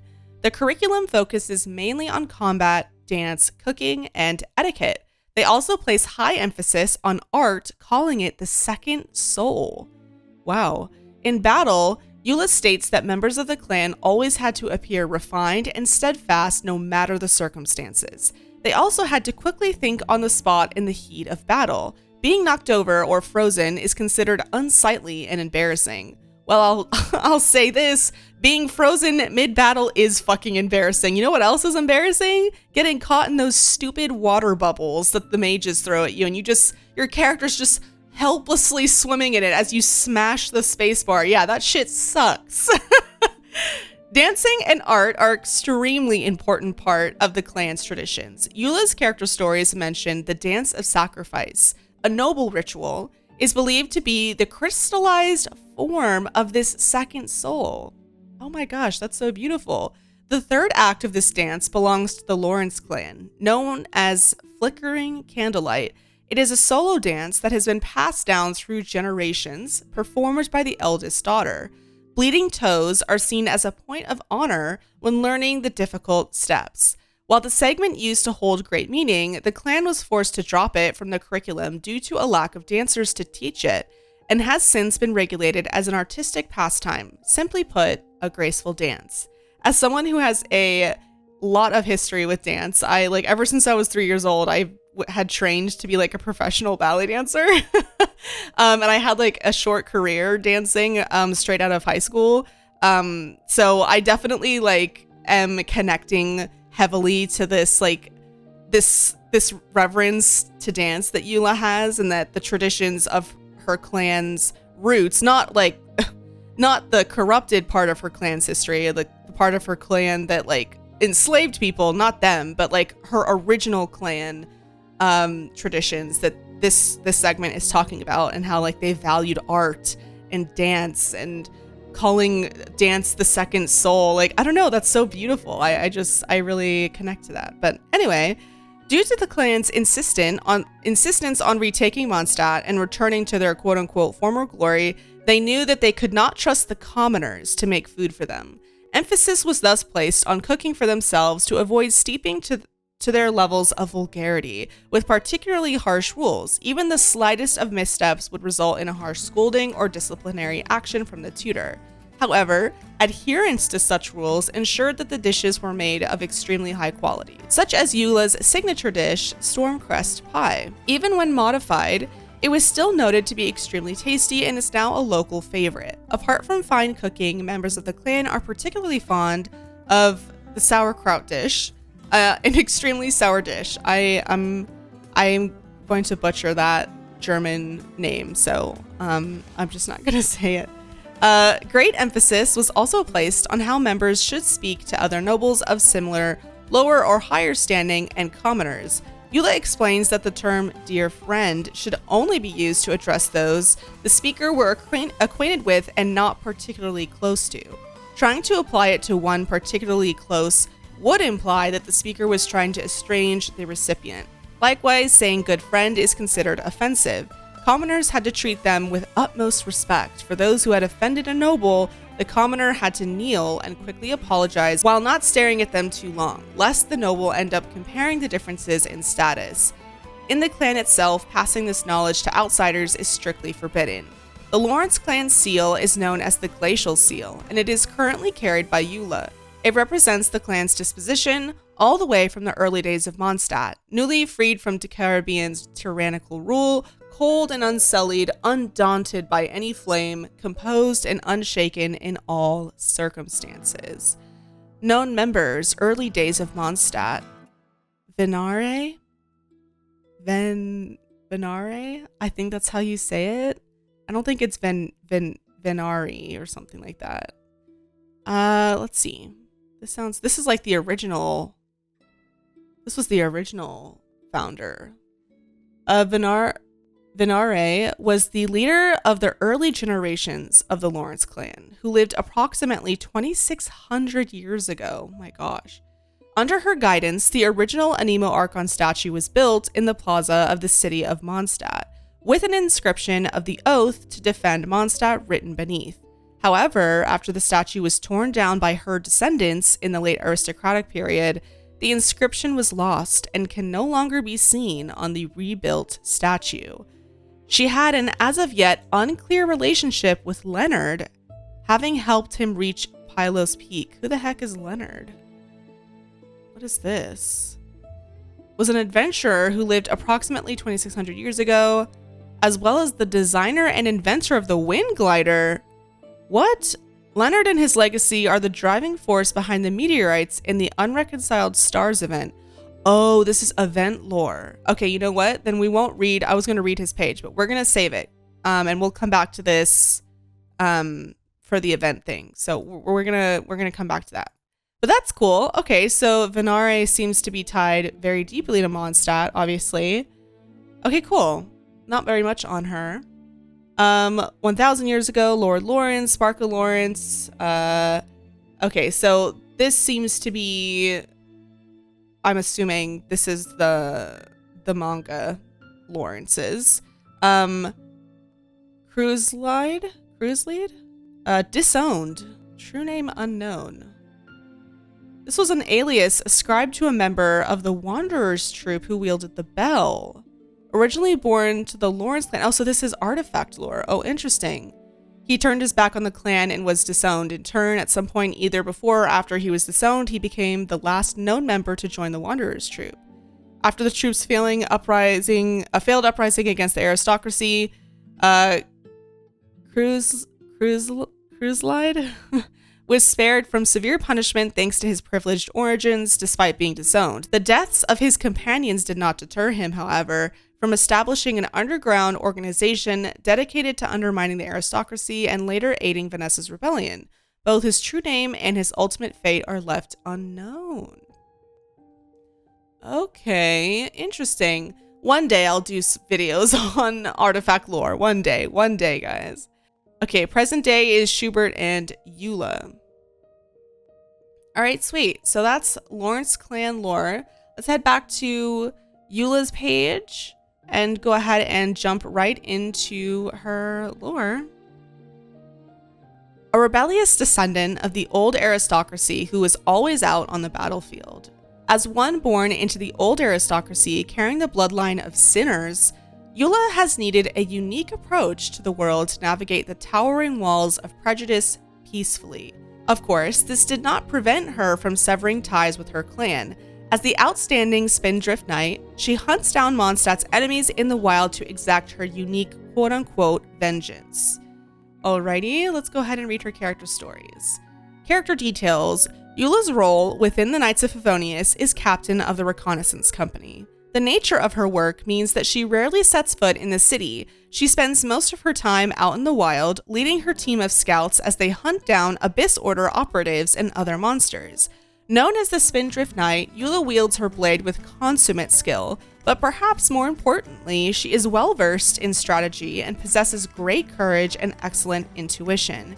Grandmaster Varka had nothing but the highest praise for her, even declaring once that she was the Dandelion Knight's equal on the battlefield. On the face of it, to have such two outstanding knights attending to the defense of Mondstadt in a single generation should be a cause for nothing but celebration. But dig a little deeper and there is a fundamental difference between Jean and Eula. For Eula is a descendant of the once aristocratic Lawrence clan. The blood that flows through her veins once flowed through those of Mondstadt's oppressors during one of the darkest periods of the city's history. Consequently, Eula has been viewed with contempt by the citizens of Mondstadt since birth. The Lawrence name stands for a legacy of depravity and despotism that stains Mondstadt's past and scars the minds of its citizens even to this day. So whenever Eula appears, old wounds resurface. People despise the aristocracy, and this does no favors for her reputation. However, Eula is strong-willed, and in spite of everything, she joined the Knights of Favonius and rose to the rank of captain. When people in the city voiced their reservations, she would respond head-on, claiming that her chosen course of action was out of a desire for quote-unquote vengeance. This matter-of-fact confession would alarm them all the more and has convinced everyone that she joined the Knights of Favonius only to serve as a mole for the former aristocracy. One person who sees things differently is acting Grandmaster Jean. In fact, she speaks rather fondly of Eula. The rumors are all groundless. The Spindrift Knight is simply misunderstood. That's all. Interesting. Okay, character story 1, friendship level 2. On the one hand, she is a descendant of the disgraced Lawrence clan, the scion of a corrupt aristocracy. On the other, she is one of the top 2 sword fighters in Mondstadt. In other words, Eula is equal parts tainted blood and superior swordsmanship. There is no knowing when she might strike, nor what she might take from you. In the eyes of the citizens of Mondstadt, the reconnaissance captain is as unpredictable and tumultuous as the waves on a stormy sea. Eula responds with a cold haughtiness to accusations of this nature. To any who dare insinuate such things to her face, she replies, "How dare you?" I will remember this. She is consumed by the desire to avenge herself, but is often on the move far away from the city. Sometimes upon her return to Mondstadt, she will brandish her great sword and march straight to the Knights of Favonius headquarters. On one occasion, 2 fresh recruits standing guard on their first day on patrol watched this scene play out before their eyes. Alarmed and unsure how to respond, they ultimately did not dare to intervene. Instead, they simply watched on helplessly while Eula made a beeline for Master Jean's office. Much to their surprise, however, hours passed and no sound of a struggle was heard from within. Still worried, the guards raised their concerns to Cavalry Captain Kaya and Librarian Lisa as they were passing by. The reconnaissance captain is back again. When you saw her, was it when she was marching towards Jean's office with her sword in hand, looking like she wanted to kill somebody? Goodness, I must head there straight away. How can they have a tea break without me? Lisa hurried to Jean's office the moment she finished speaking. Meanwhile, Kaya took the two guards outside and explained to them, whilst trying to suppress a fit of giggles, "We all know that the acting Grandmaster is a good judge of character, don't we? The Knights of Favonius are interested in a person's ability, not their family history. That's why she gives up her time to spar with the reconnaissance captain. In doing so, she can preserve the dignity of the Knights of Favonius while also providing a way of settling old grievances. Quite brilliant, don't you think?" That's interesting coming from Kaya, him saying that the Grandmaster is a good judge of character, which further solidifies his own beliefs that, he deserves to be part of the Knights of Favonius. Not that Jean knows about his family history, but it's all wrapped up in Kaya's head. And then he also says that, the Knights of Favonius care about ability, not family history. And we all know Kaya has direct ties to Conria, so that's so interesting of him to say. So that's how it is. So tea break is code for sparring? This kind of thing occurs almost on a monthly basis, but if they're engaged in some sort of strange sparring ritual in there for the sake of settling old grievances and honing their fighting skills, how come they don't make a ton of noise? They're probably gossiping or something. Character story 2. In truth, Eula is nothing like the fearsome predator many imagine her to be. On the contrary, constantly being met with prejudice at every turn means she is often the victim. At one time, shops would refuse to sell her their goods, restaurants would put no care and attention into her orders, and the citizens on her patrol route would refuse to cooperate with her. So Eula's work is fraught with difficulties. When conflict arises, Eula fights back with a sternly worded threat to indicate that she will remember this grievance and make the offending party pay for it one day. It seems to work like a magic spell because as soon as the words are uttered, the conflict ceases immediately without ever having to escalate to the level of an all-out confrontation. Funnily enough, although people always have their guard up around Eula, she is a law-abiding citizen and has never harmed another Mondstadter in her life. She may come across as having a somewhat frosty demeanor, but she is entirely scrupulous in her speech and conduct. No one can ever find fault with her actions, and as people gradually get to know her, their morbid fear of her will dissipate. They will also start to realize her threats of vengeance are nothing more than a figure of speech that simply serve as a verbal warning in the moment. Eula, who may or may not be working to bring down the Knights of Favonius from the inside, Eula, who may or may not be an aristocratic mole, new recruits in the Knights of Favonius find her the most difficult person to deal with. When Jean sends a new recruit to track down Eula in the wilds and deliver a new set of verbal orders, they always receive the same response. If you have to resort to tasking the descendant of your former oppressors with doing your work, then perhaps you're not as strong as I thought. Shit. But despite the antagonism in her words, she will complete her newly assigned tasks to perfection.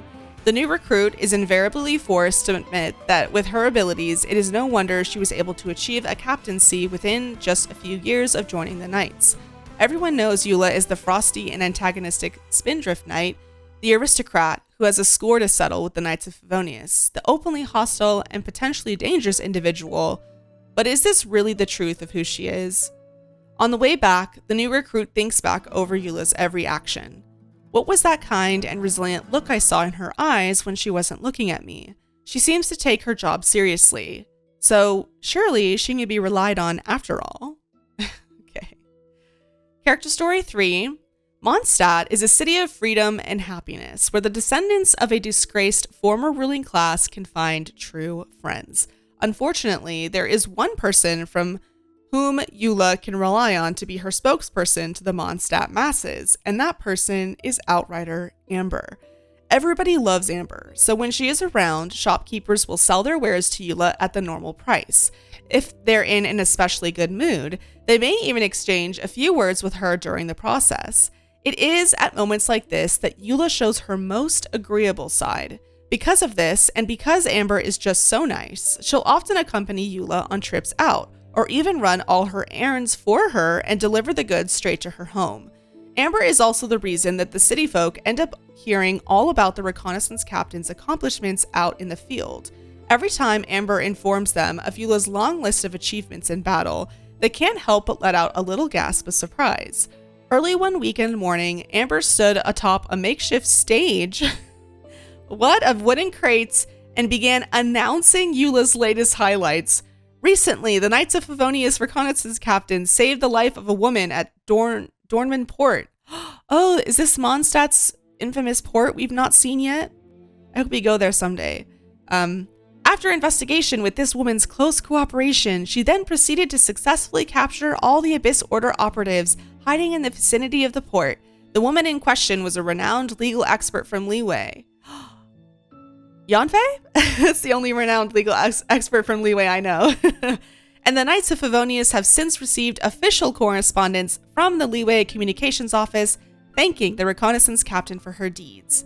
Whether because Amber's persistent efforts have overcome historical prejudices, or because Eula's achievements as a knight have quelled the long-standing fear in people's hearts, Eula's life has changed noticeably in recent years. Most of the city folk are no longer openly hostile towards her, and she has won over the members of the Knights of Favonius with her consistent results in the field. As for the members of the reconnaissance company under her leadership, they support her unconditionally. They always have her back when they head out to Mondstadt's outskirts to defend the peace of their nation. Of course, the person who has always tirelessly rooted for Eula, and who is now the most delighted to see people's attitudes towards her change, is Amber. They had been friends for a long time before Eula ever joined the Knights of Favonius, and as the beloved mentee of Amber's grandfather, the first Outrider, Eula has her complete trust.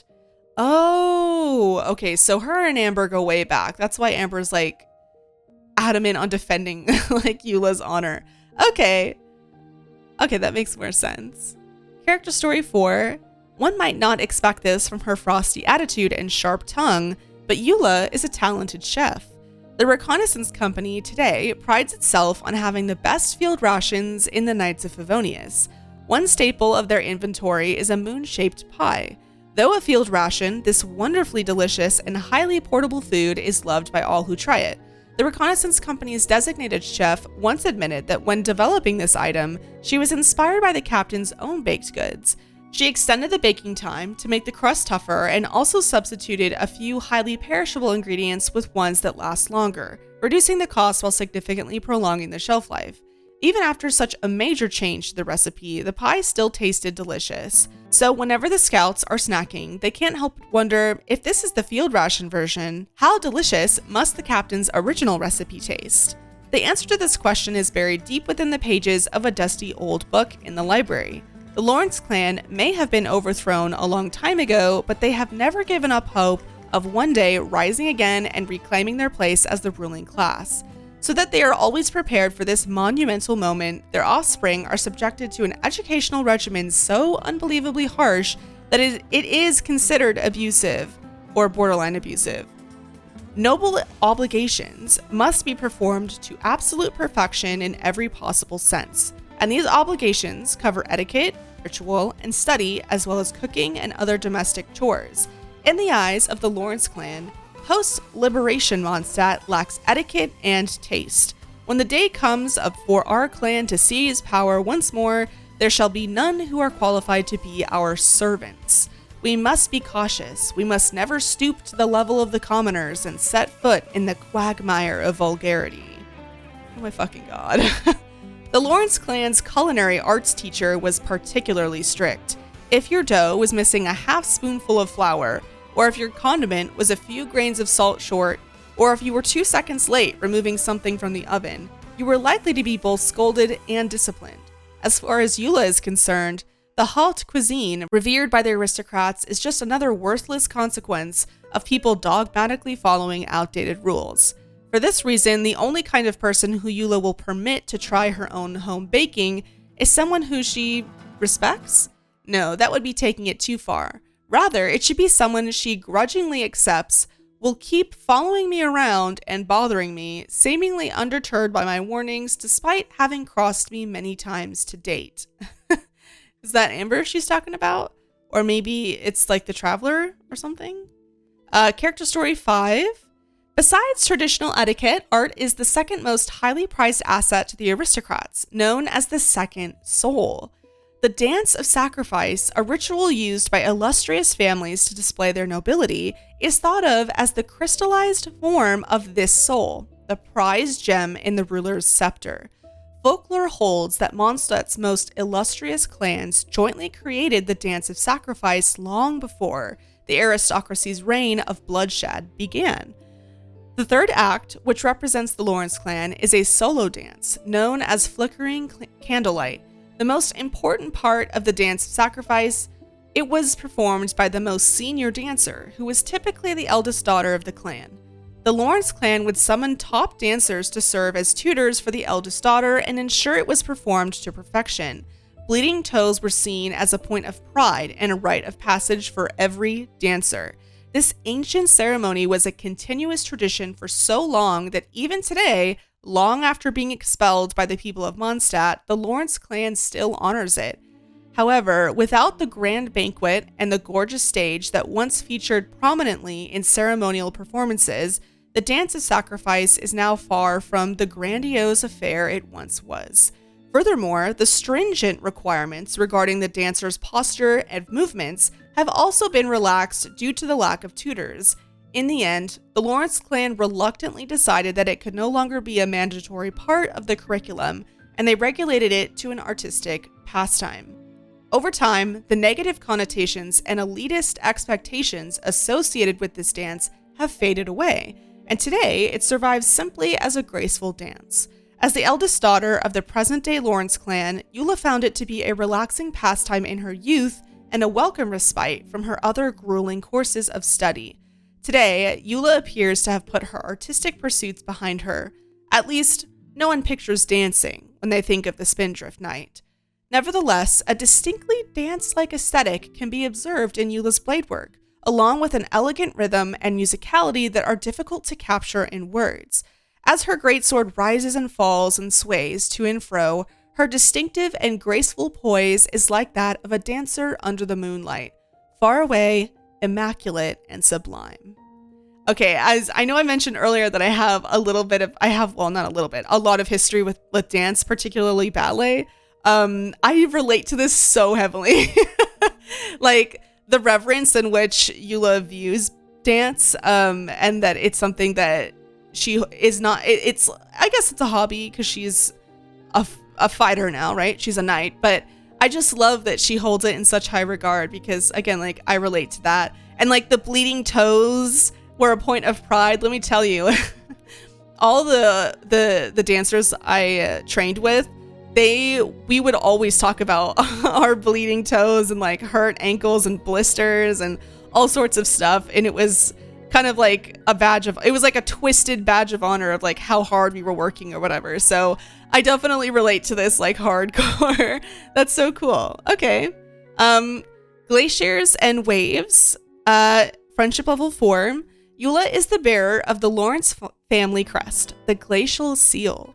It is the highest martial symbol of the clan and represents the spirit of the Lawrence clan in the early days of Mondstadt before their fall from grace.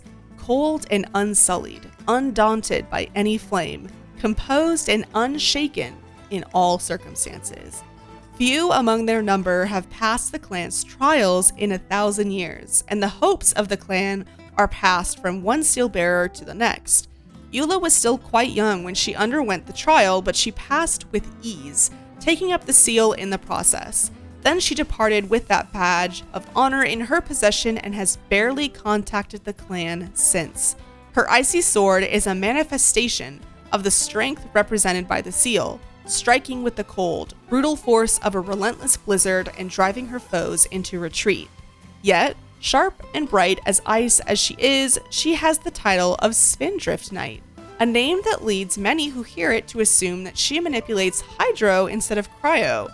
There is a story behind that misunderstanding, the story of a habit. Eula carries an exquisitely crafted bone whistle with her at all times. Each time she blows it, the vivid sound of ocean waves rings out loud and clear, far and wide. Since the area her company is in charge of borders the sea, reproducing the sound of waves can be an excellent means of disturbing the enemy's judgment or of deceiving less intelligent monsters into believing that a tsunami is inbound, causing them to flee in panic. Using this unique combat tactic has helped Eula emerge victorious against larger forces than her own on numerous occasions, and has also earned her the moniker of Spindrift Knight. Of course, a bone whistle is capable of imitating many other sounds.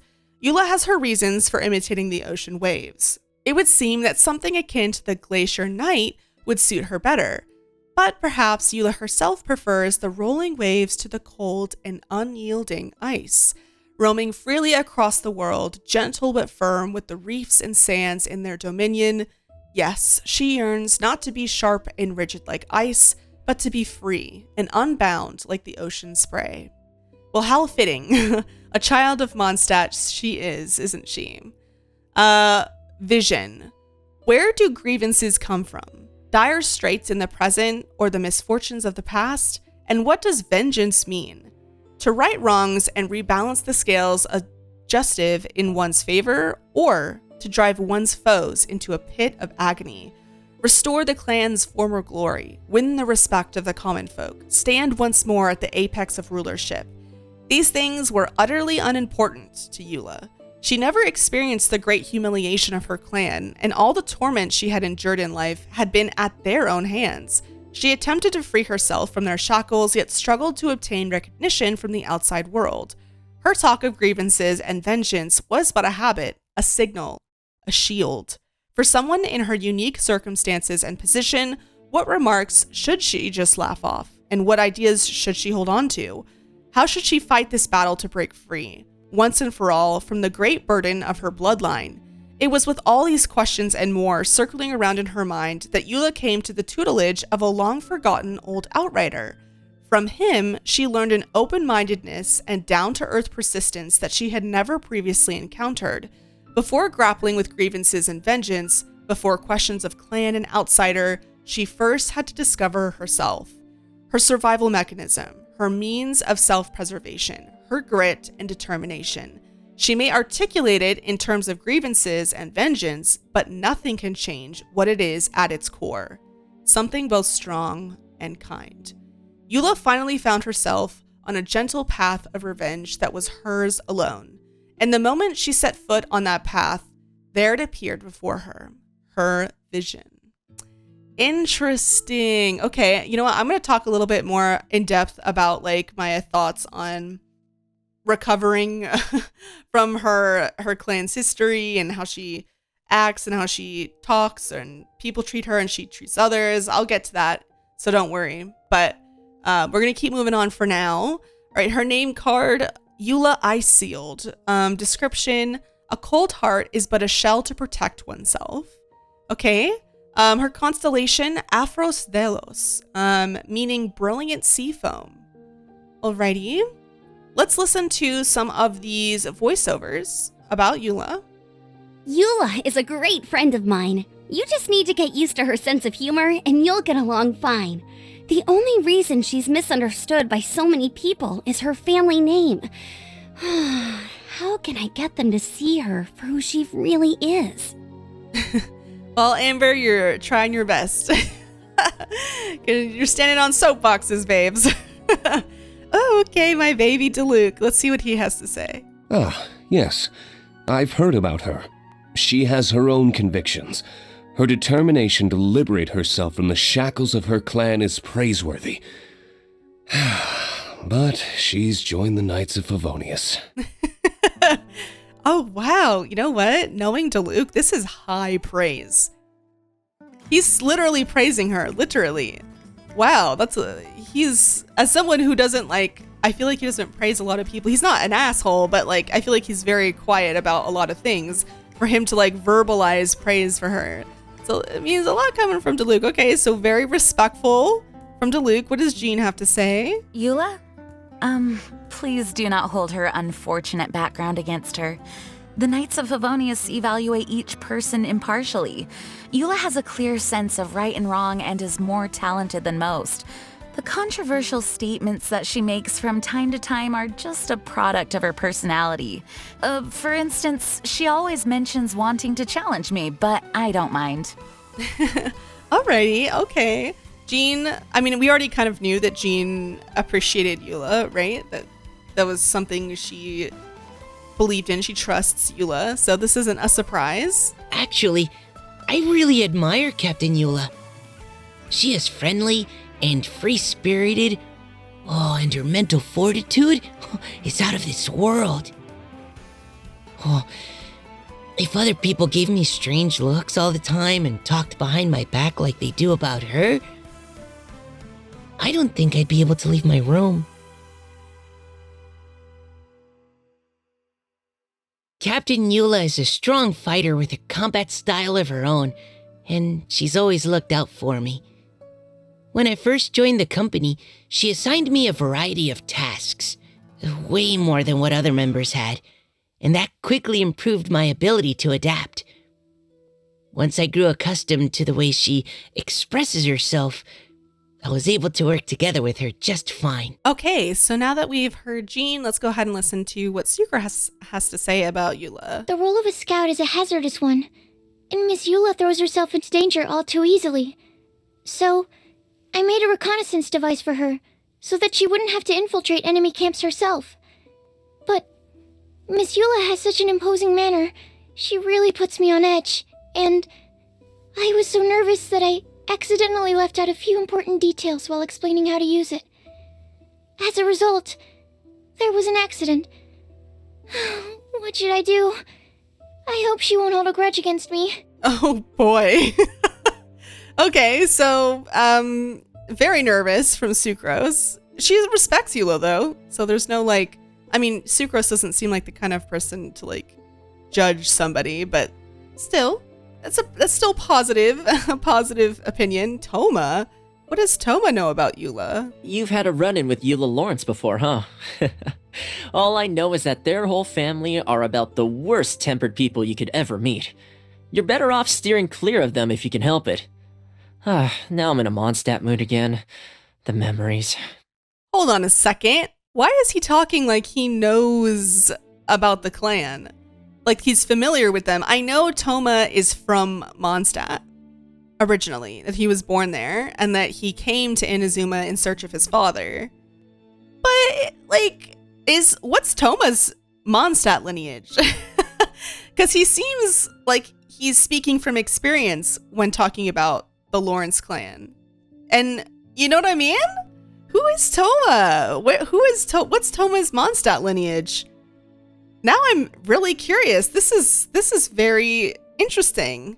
Like, I know anybody like in Mondstadt knows about the Lawrence clan, and I know Toma was originally born there, but he left quite young, right? I mean, he spent a lot of time in Inazuma, so for him to still speak with such familiarity about the Lawrence clan, I don't know. And it's not even saying like, oh, they're like bad, they have bad history. He's talking about the people themselves. Their whole family are the worst tempered people you could ever meet.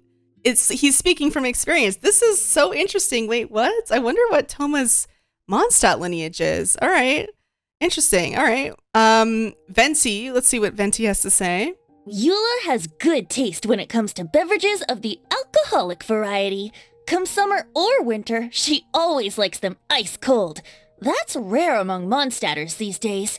She and I would make great drinking buddies. Huh? My songs about the Lawrence clan. She's heard them already? No harm done. Maybe she and I can do a duet sometime. Yeah, I don't think Eula would care about Venti like shaming the Lawrence clan name. Eula does not care about her clan's honor in any sense. Yanfei! Wait, so I think it was Yanfei. It might have been Yanfei that she helped. Eula saved me once, and we've kept up correspondence ever since. She's very familiar with the Knights of Favonius' legislation, but has never been one to be bound by convention. She uses cunning logic to deal with problems flexibly. Perhaps the reason we get along so easily is that I'm a similar type myself. Still, I'll never acquire that carefree spirit of hers. We are in very different professions after all. Okay, interesting. That's cool that they canonically know each other and that, like, Eula was the one that helped Yanfei out. That's so cool. Okay. Cool. All right, let's go ahead and read her birthday letters. Okay. The day of my birth. Traditionally, birthday celebrations for the Lawrence clan are occasions marked by a myriad of rules and rituals. We are also very selective with who we invite. It's so troublesome. It makes you never want to have birthdays ever again. But since I am no longer bound to such trifles, I no longer care for them. Right now, you're the only one invited. Let's forget about such trivialities and the status difference between the two of us. Think of me as just Eula for today. We can go skiing in Dragonspine. Oh my gosh, skiing! The idea of Genshin characters skiing. OMG! I want a whole, like, skiing beach episode. You know what I'm saying. You know what I'm saying. That'd be so fun. Anyway, the winter breeze can be biting, but it is also refreshing. Don't forget to layer up. Otherwise, I'll have to wrap my cloak around you. And if that happens, I shall remember this grievance for the rest of my life. Okay, please, can you please just for a second imagine, like, Diluc and Kaya skiing? Oh my gosh, what if Diluc, like, melted all the all the snow on the slope? Oh no, Klee. Oh my gosh, Albedo teaching Klee how to ski. Jean and Lisa trying to get Jean to ski. Oh my gosh, we need a Mondstadt skiing episode or I guess not episode, but like maybe in an event. Please, I need to see them skiing now. Now that I know that's a thing in Teyvat. According to aristocratic etiquette, one can dance for cherished ones on their birthday, and this dance of celebration will bestow upon both parties their ancestors' blessings. I have no interest whatsoever in the Lawrence clan's blessings, nor do I intend to observe this rigid aristocratic tradition. That's why I never mentioned it to you. But come to think of it, maybe I shouldn't have been so biased. Maybe I don't have to do away with the core and form of this tradition alive. Since dance has always remained noble to me, as long as I perform in my way, I'll be offering you my own blessings. Anyway, don't let me wait for too long. Okay. Cool. Let's read her trivia. Eula is currently the only character in the game to have an English constellation name based on Greek instead of Latin. Oh, interesting. She is also currently the only character in the game to have a 4-star specialty dish. Eula's first appearance on Teyvat Food Notes was the first time its featured dishes, chilled tomato, an aspic jelly egg roll, and berry and mint punch, were not obtainable in-game at the time the post was written. Eula is known by these aliases, Onto Eula by Joel. What? Eula wields the Song of Broken Pines claymore during shadows amidst snowstorms. Etymology. Eula is a female English name and the short form of Eulalie or Eulalia. Eulalia? That's such a pretty name. Eulalia. They shouldn't have shortened it. Eulalia is pretty, which is derived from the ancient Greek eulalos. Sweetly speaking, well spoken is what it means. Her constellation, Aphros Delos, has the following meaning. Aphros means sea foam, and was a Centaurian sea god. Centaurian? Sea god. Delos, means heaven, sky, and to shine. Interestingly, Delos is also the name of a Greek island that had a large slave market in the Roman era. This may be a possible reference to the past of Eula's clan owning slaves. I mean, if we're gonna be honest, the Romans, their whole society was built on slave labor, so I don't know if that single island was, I'm pretty sure a lot of Roman islands had huge slave markets on them. But still interesting, an interesting fact nonetheless. Okay, let's go ahead and listen to her voiceovers now and see what we can learn from those. Captain Eula Lawrence, Spindrift Knight, Knights of Favonius Reconnaissance Company. I extend to you my greetings. Huh? What's that? Yes, Lawrence, the evil aristocrats of historical infamy. Oh, we're still very much evil. Just look at me. I'm infiltrating the inner ranks of the Knights of Favonius, all as part of a diabolical plan to exact our revenge and reclaim our former glory. All right, there she goes. with the shade and the sass. Okay. Knights and aristocrats share the same cultural heritage, but the knights had enough sense to do away with all the superfluous detail. You want to learn some Favonia's blade work? All right then, I'll teach you. Oh yes, I'll teach you all right. Mark my words. Okay. Aristocratic etiquette is all just for show. Just smile and nod along. I was forced to learn all of the rules by heart, but even I don't take them that seriously. Quick, under the umbrella, or you'll get soaked. You can't risk catching a cold, because it might turn into something more serious, and if that happens, well, I can't go avenging my clan by picking on the sick now, can I? This weather is a hindrance. The thunder drowns out all other sounds, hampering my perception of the surrounding environment. Visibility is excellent. If we head to higher ground, we can do a full recon of enemy activity in the area. Rise and shine! The 2-hour period before sunrise is the perfect time to strike, because the sentries are getting drowsy towards the end of their long night shift. Go easy on the grains at lunch and fill up on lean meat instead. If you get drowsy in the afternoon, anyone who's looking for an opportunity to take you down will make their move. Wow, okay, that's very specific. May the gentle breeze softly send thee into a sweet sleep. One of a select few aristocratic pleasantries that's actually quite lovely. Okay. That was sweet. What is good night? Would you like to hear a lullaby on the bone whistle? It'll send you into a deep and everlasting sleep. No. When it comes to my revenge, far more imaginative means of retribution are in order. The easiest way to destroy your enemy is to take them down from the inside, right? That's why I joined the Knights of Favonius. Since I'm a genuine Knight of Favonius, I fulfill my duties like any other self-respecting individual would. Look, I may be a descendant of a disgraced ruling elite, but I'm not a total degenerate. The role of a scout is to hunt down enemy troops, or fend off the enemy in side skirmishes away from the main battle. There aren't a whole lot of rules, which suits my style very well indeed. Not all customs of the Lawrence clan are despicable. At least the dance of sacrifice is pure and noble. It puts my mind at ease and gives me comfort. It's been years, but it's still dear to me. My body remembers every step that I... Well, anyway, to end this digression, those who wish to master my signature Favonius blade work technique have to pass my dance class first. Okay. We're not so different, you and I. We're both outsiders in Mondstadt. Difference is, Mondstadt welcomes you with open arms, but they treat me with hostility and suspicion. Okay, well, I mean,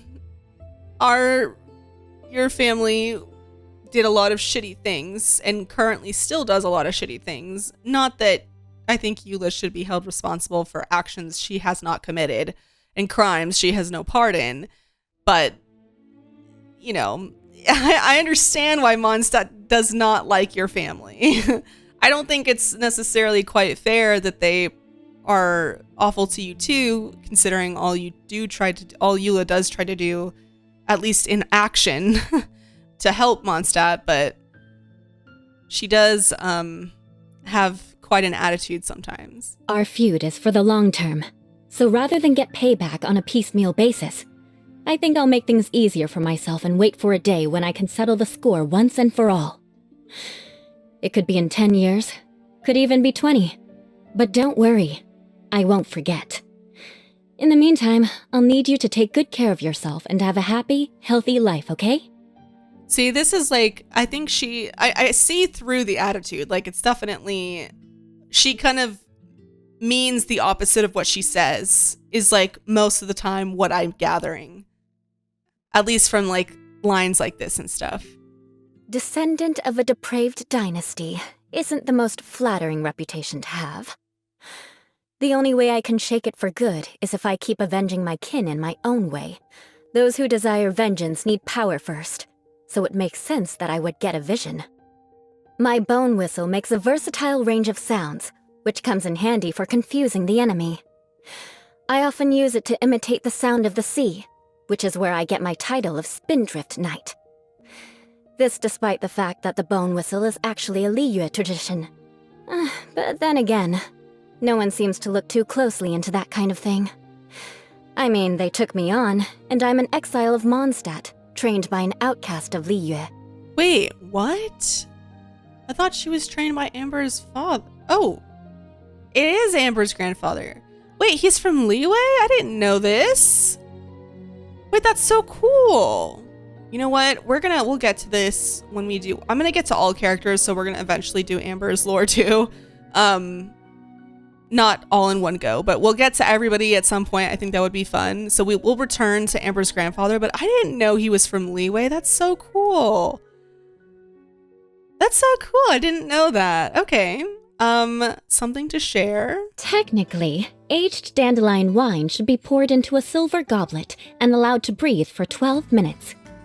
Then you're supposed to add ice cubes, ideally so 60% of the ice is submerged beneath the wine. I refuse to do all that, though. It's not worth the hassle. Wait. Wait a minute. Hold on. You're saying that she, like, what the nobles, how they used to drink their finest wine, right, is put ice cubes in it? Have you ever heard of someone, like, a fine bottle of wine, like expensive, right, and plopping ice cubes in it? It waters it down. It ruins the balance of the wine. I mean, I'm not a huge wine person. I mean, I like certain kinds, but like just adding ice and 60%?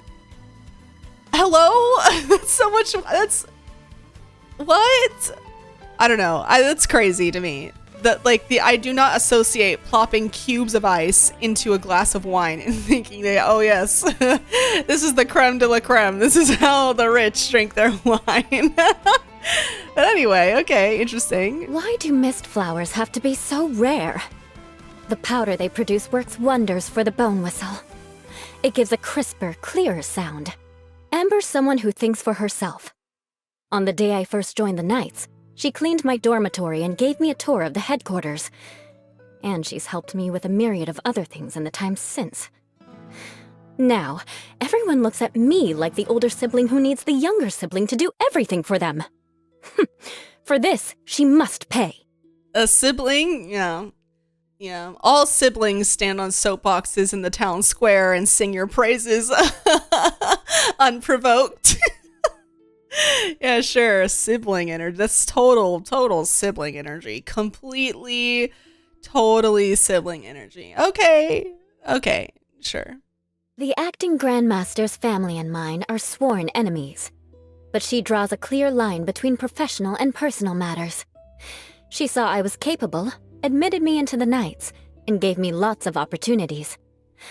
So, when the time comes for vengeance, I'll afford her a reasonably soft landing. Okay. She's so annoying. She must have read thousands of books. Could even be tens of thousands. Meaning, she can effortlessly recall any number of vile tales about the Lawrence clan's corruption off the top of her head. Accurate down to the exact date. Logically speaking, she'd be the perfect person to talk to about someone I'd like to track down, but swallowing my pride would be too great a challenge. Hey. What's this about? Why is she being mean to Lisa? Normally, I feel like Eula talks like in metaphor, like she means the opposite of what she actually says. But she's just straight up, like she's not even talking about vengeance. She's literally just like, she's annoying. And she could bring up bad stuff about my family, which I thought Eula didn't give a shit about that. So I don't know what she's so, like, butthurt over. Swallowing my pride? I don't like, she doesn't have to be rude to Lisa. What the heck? Everyone loves her. What's her secret? Maybe I could learn a thing or two from her. Or maybe not. I can't imagine a shining idol would want anything to do with a descendant of a depraved dynasty. Well, maybe if you were just like a little nicer sometimes. I know her attitude is like her armor. I get it, okay? It's her social armor. I understand. But like, what's this? She's like, oh, everyone loves her. How can I learn from that? Well, maybe don't call people who've done nothing to you annoying. I don't know. Has Lisa offended her in some way? I don't think so. All right, Varka. The Grandmaster. He doesn't like to beat around the bush and has no care for rumors or trivial matters. A good guy, I guess. I sparred with him once, which ended in a tie, but his relaxed expression and leisurely attitude clearly indicated that he had been holding back the whole time. Such indignity. I will not let it go. Interesting. That's so cool. The idea that, like, we don't have a lot of knowledge on Varka, right?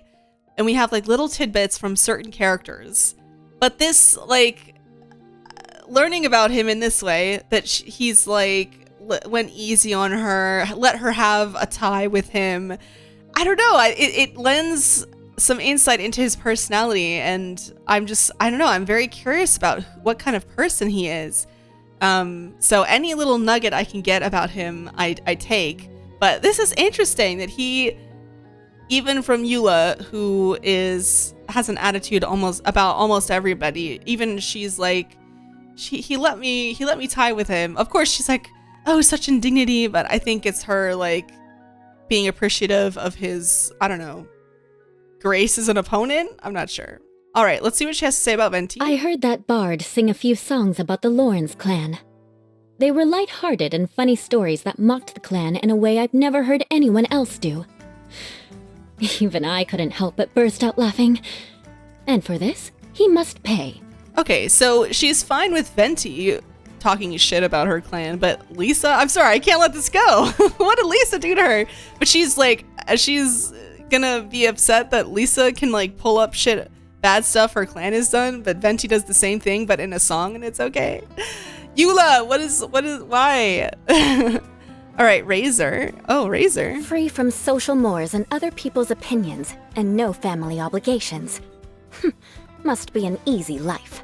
Okay, well, I feel like Razor has his own issues, but I can see how this is in line with how Eula thinks, for sure. The Alchemist. She once gave me a piece of equipment and told me it would help me infiltrate an Abyss Order camp undetected. In reality, it caused a huge explosion that completely blew my cover, and before I knew it, I was being accosted by 13 Mitochurls. Afterwards, I marched straight back there, intending to make her pay for what she had done.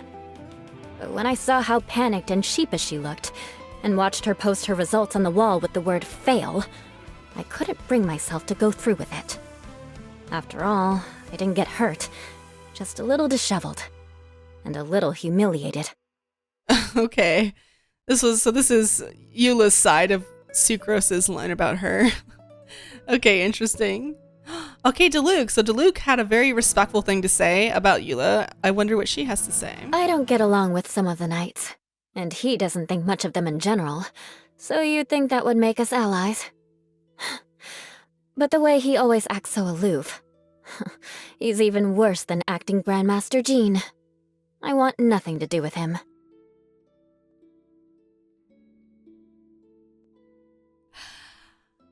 All right, let's break this down. Diluc is like one of my favorite characters, and I love him very much. So hearing this is not easy, and it makes me a little pouty. What? Okay, so we know that Eula speaks in opposite of what she means, right? So, I mean, she doesn't think poorly of Jean. So her saying, "Oh, Diluc's worse than Jean," I don't think she means it to like actually be an insult. Maybe she's just like loping him, you know, putting him in with Jean in like the respect hierarchy in Eula's brain. Maybe, I'm not sure. Her calling him aloof is rich, considering how that's how she acts. Obviously, it's an act, And with Diluc, I don't think he's like aloof in the sense of him being like he thinks he's above other people. I think he's just reclusive. I think there's a difference in connotation between aloof and reclusive. But it's rich calling him aloof coming from Eula. And then I want nothing to do with him. Excuse you. Excuse the hell out of you. Okay. All right. I'm remembering this, Eula. I'm remembering this. Diona?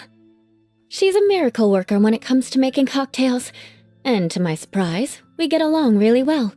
She infiltrated a tavern with the hopes of tearing down the wine industry, while I infiltrated the knights to exact my revenge on them. A kindred spirit, it seems. This one's a long story. We ended up saving her life once when we were tracking down a batch of dangerous cargo that belonged to the Abyss Order. The Abyss Order had packed it up like regular cargo and wanted it shipped from Dornman Port to Liyue Harbor.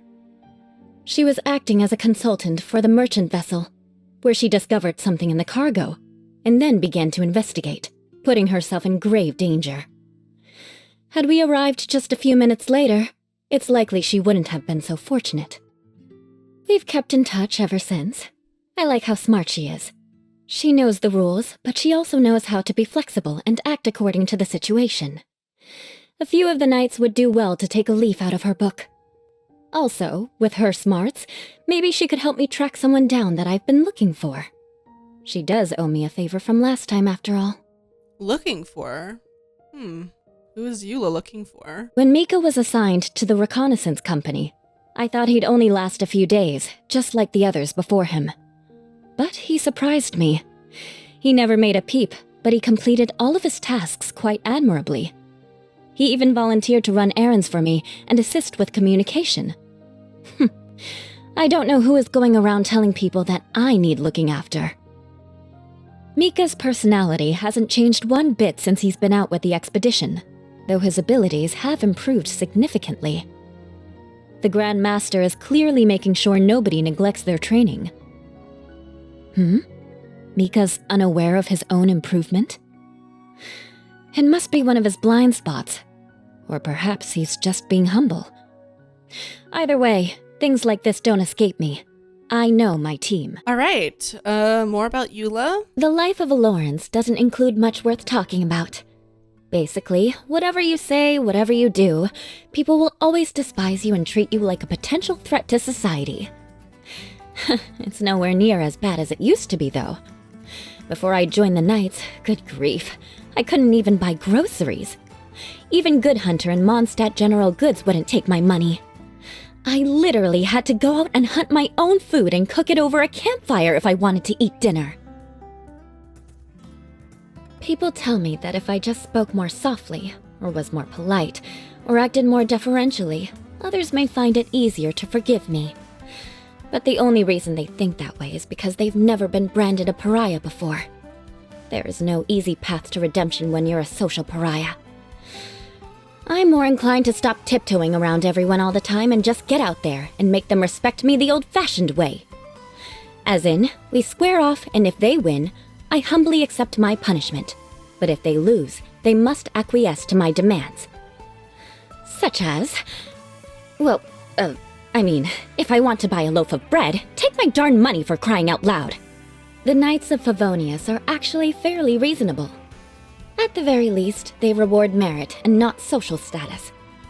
The reason they invited me to join their ranks is because I'd sparred with some of their crack troops and won through my own sheer skill. Being an insider in the organization will make getting revenge much easier, as it removes many of life's complications, so what's not to love? The name Lawrence only became a social stigma after the clan fell from grace. It was once an honor to be called a Lawrence, but unfortunately, most people have forgotten about that part of history.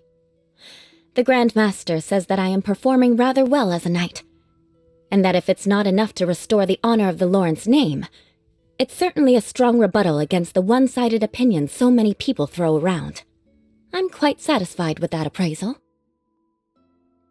Okay, I have some comments or at least opinions on this, but I'll talk about it later in the character log. If my family members refuse to change their corrupt ways, or worse, continue to cause active harm in Mondstadt, I should be the one to end them, along with the Lawrence name itself. For once, it'd be a family obligation I'd actually enjoy. And once the deed was done, I'd be free to pick any name I wanted. Or even let you pick one for me. Okay. Eula's hobbies. I'm into all sorts of cool things.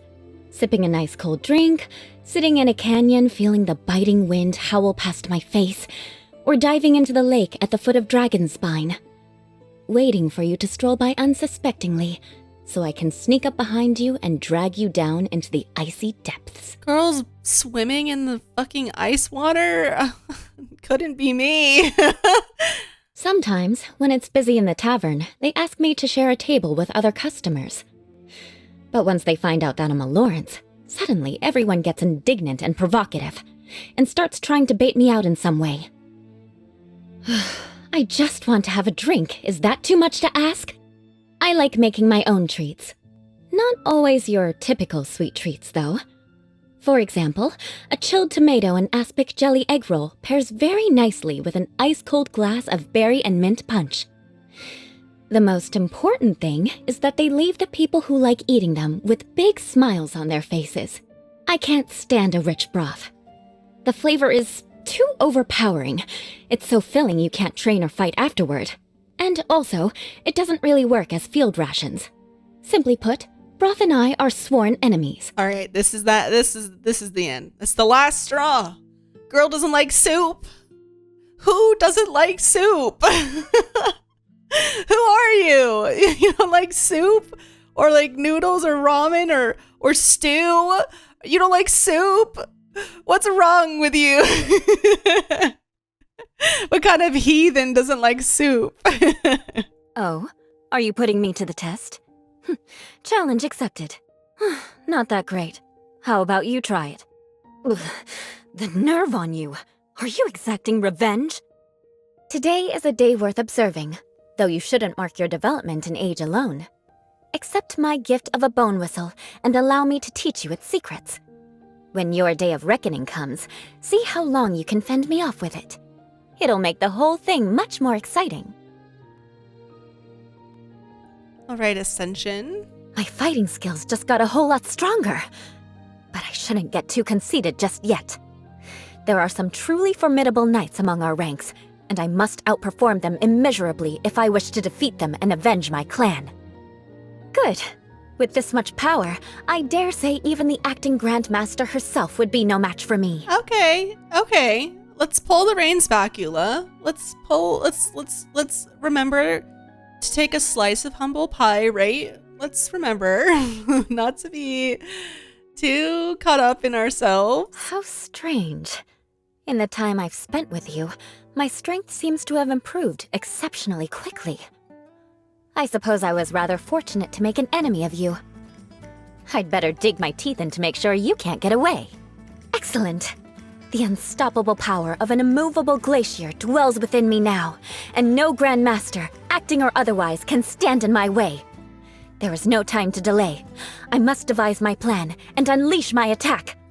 Once I have crushed the Knights of Favonius beneath my heel, my next target is you. Don't try to run. Stand beside me and witness all that must come to pass. Okay. Well, let's listen to her combat lines. Beg for mercy. Shudder, crush, I condemn you. Rack and ruin, eye for an eye. Flood of frost, freeze to the core. Vengeance will be mine. What do we have here? I can put these to good use. At least good luck doesn't discriminate by clan. Oh my gosh. The odds are against us. Let us cross swords. Well met. I'll take it from here. Disengage. That's an order. What a sorry sight. I'll be back. With a vengeance. Guess I got my comeuppance. Touché. Good grief. Good grief. Ready for reconnaissance. I'll scout ahead. What's your battle plan? All right. Let's go ahead and give a quick look. I don't think she has any. No, she doesn't have an extra outfit. Let's go ahead and look at her teapot dialogue and see if she warms up a little bit. Oh, it's you. What is it? Huh? What kind of question is that? I'm certainly not someone who's good at handing out compliments. Pointless. You think I'm some kind of tender soul? Neither good nor bad. There you go. Hey, have you been watching me while I'm not looking? Darn it. How did I not notice? Anyway, vengeance will be mine. Alright, friendship level 4 dialogue now. Huh. Didn't think you were the type to get bored. Sure, speak. Let me think. Not long ago, I took on an assignment to clear out some nearby treasure hoarders. On my way back, I rescued a Springvale hunter who was being attacked by a monster. I didn't expect him to send meat and wine the next day. Daring to send things despite knowing that I'm the heir to the sinners of Mondstadt. I'll remember this insult. Not just that, the meat was so good that I ate too much and got a stomachache, so I couldn't properly enjoy the wine. We're of the same mind.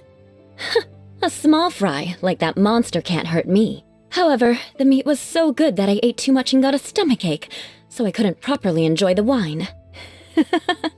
Best not. If you really want, I'll make a stormcrest pie for you. Just this simple chat with you has made me feel a lot better. Thanks. Alright, friendship level 7. That I'd like to do? Why are you asking? What a weird statement. If that's the case, then let me teach you how to dance. Specifically, the dance of sacrifice. I told you, I've incorporated dance into my swordplay. If you want to learn my sword techniques, you'll need to learn to dance first. Actually, dance is also my favorite artistic pastime. It's time for you to learn. Is there a duet? Actually, I guess this is ballet specifically. Different dance disciplines call this different thing. But in ballet, two people dancing is called a pas de deux, not a duet. That's not the technical term. But anyway. Practice your basic dance steps first. Then we'll talk. Such avarice. I ought to reserve the darkest and most grievous of vengeance for you. Then I ought to reserve the darkest and most grievous of vengeance for you. But thinking about it, since we're already this far, then I'll turn a blind eye to any new grievance. After all, my vengeance for you runs deep. It has long been inextricable. Morning. Remember, I have yet to enact vengeance upon you. You better return in one piece. Good night. Someone as pure-hearted as you probably sleeps better than anyone else. I don't think Lumine sleeps well at all. Like, in the slightest. I think Lumine has constant nightmares, night terrors, just the whole list, the whole 9 yards. Anyway, this is the special teapot set dialogue for Eula. This study, it brings back some memories. As a child, I tried all sorts of ways to avoid books that taught aristocratic etiquette. But to no avail. I had no choice but to memorize them all. Forget it. It's all in the past now. It's completely furnished, is well placed, enjoys good lighting. Yes, this bedroom will do just fine. Some members of the aristocracy hanker after decorations of luxury and beauty, but arrange the room in an absolutely horrific manner. I detest such aristocratic customs. But this place...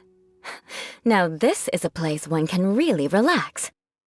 Alrighty, that is going to conclude Eula's lore, so let's go ahead and talk about it.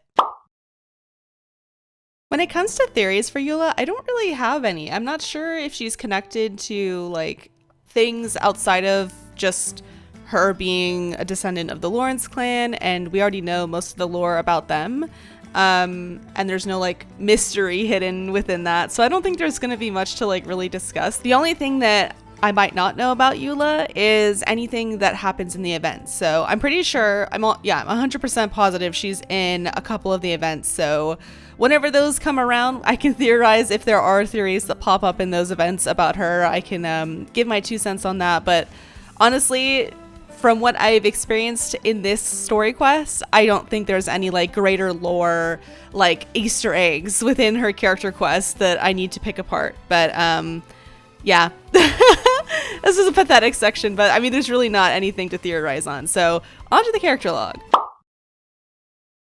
Alright, so my thoughts on Eula essentially consist of this basic general opinion, is that, like, she's okay. Like, she's alright. You know what I mean? Like, I understand that she has this need to have an attitude that, like, it's supposed to, like, protect her, right? She's said that, you know, you don't know what it's like to be a pariah, and people have turned me away. I gotta, like, look after myself.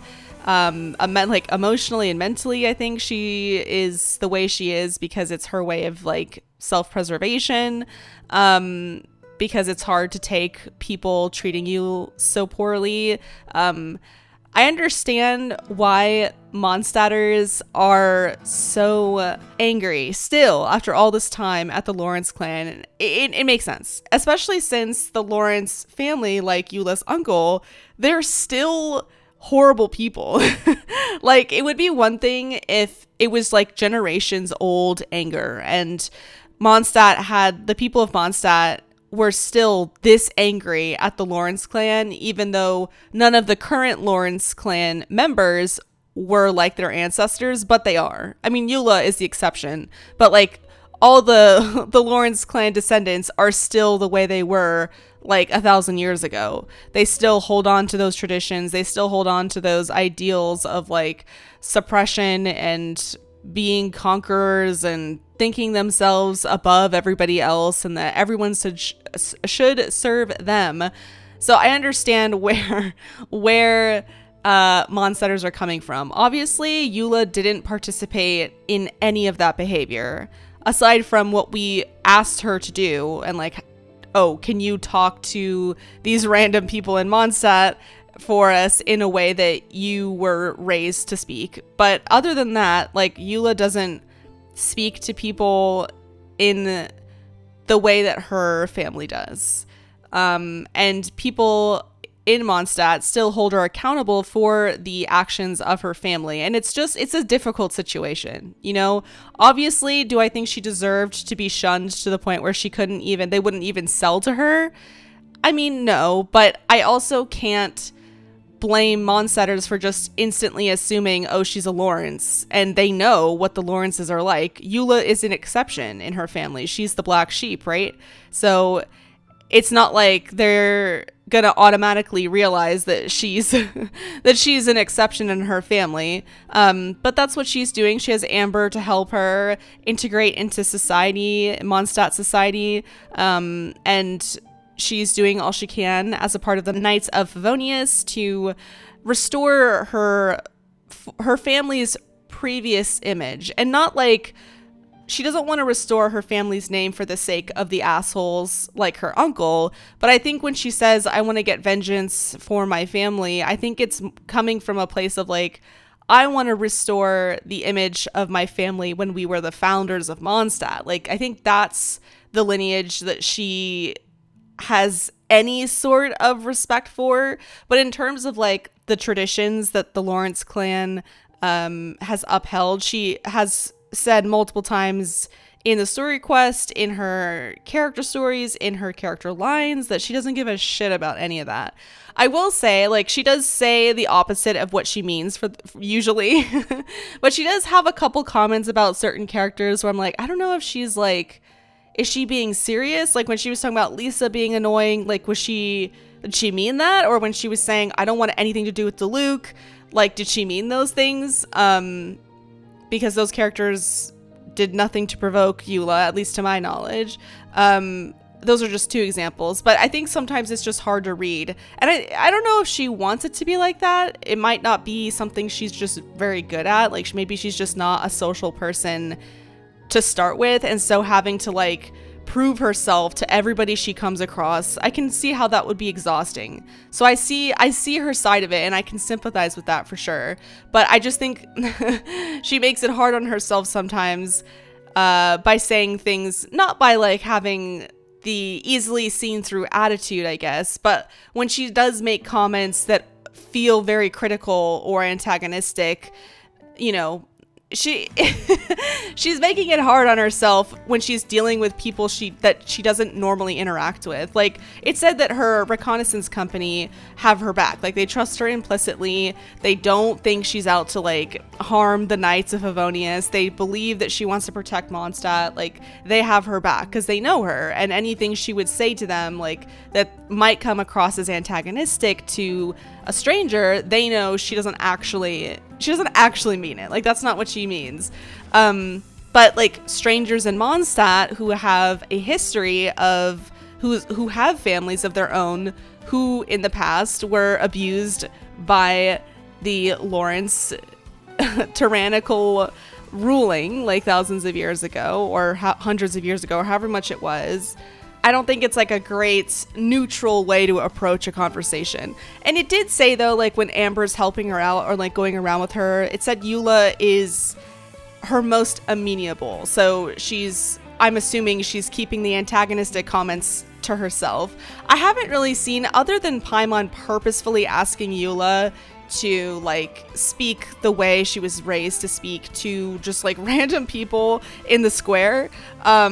I don't think Eula ever starts the conversation. Like, she doesn't ever purposefully try to goad anybody. I think that's important to understand too, that like while she might say, like she might snap or say something that's a little sharp to maybe a Mondstadter who just doesn't know her, but only knows her family and her legacy, and Eula responds, she kind of buffers back with something that's maybe more antagonistic. I didn't read anywhere in her voice lines or her character stories or anything that she's like starting the conversation with an insult. You know, she's never goading anybody. It said that actually people goad her and then she gets upset because she's like, I just want to have my drink in the tavern, or I just want to buy groceries. Like, just like I'm willing to pay, just like let me do it, let me interact with you for this business or this, you know, small social interaction, then we can be done with each other. So I can understand that frustration, and I think she does have a right to be like frustrated that she can't even buy food or she can't even go to a tavern, mind her own business and get a drink and just like not have anyone up in her up in her hair. So I can understand that. I do.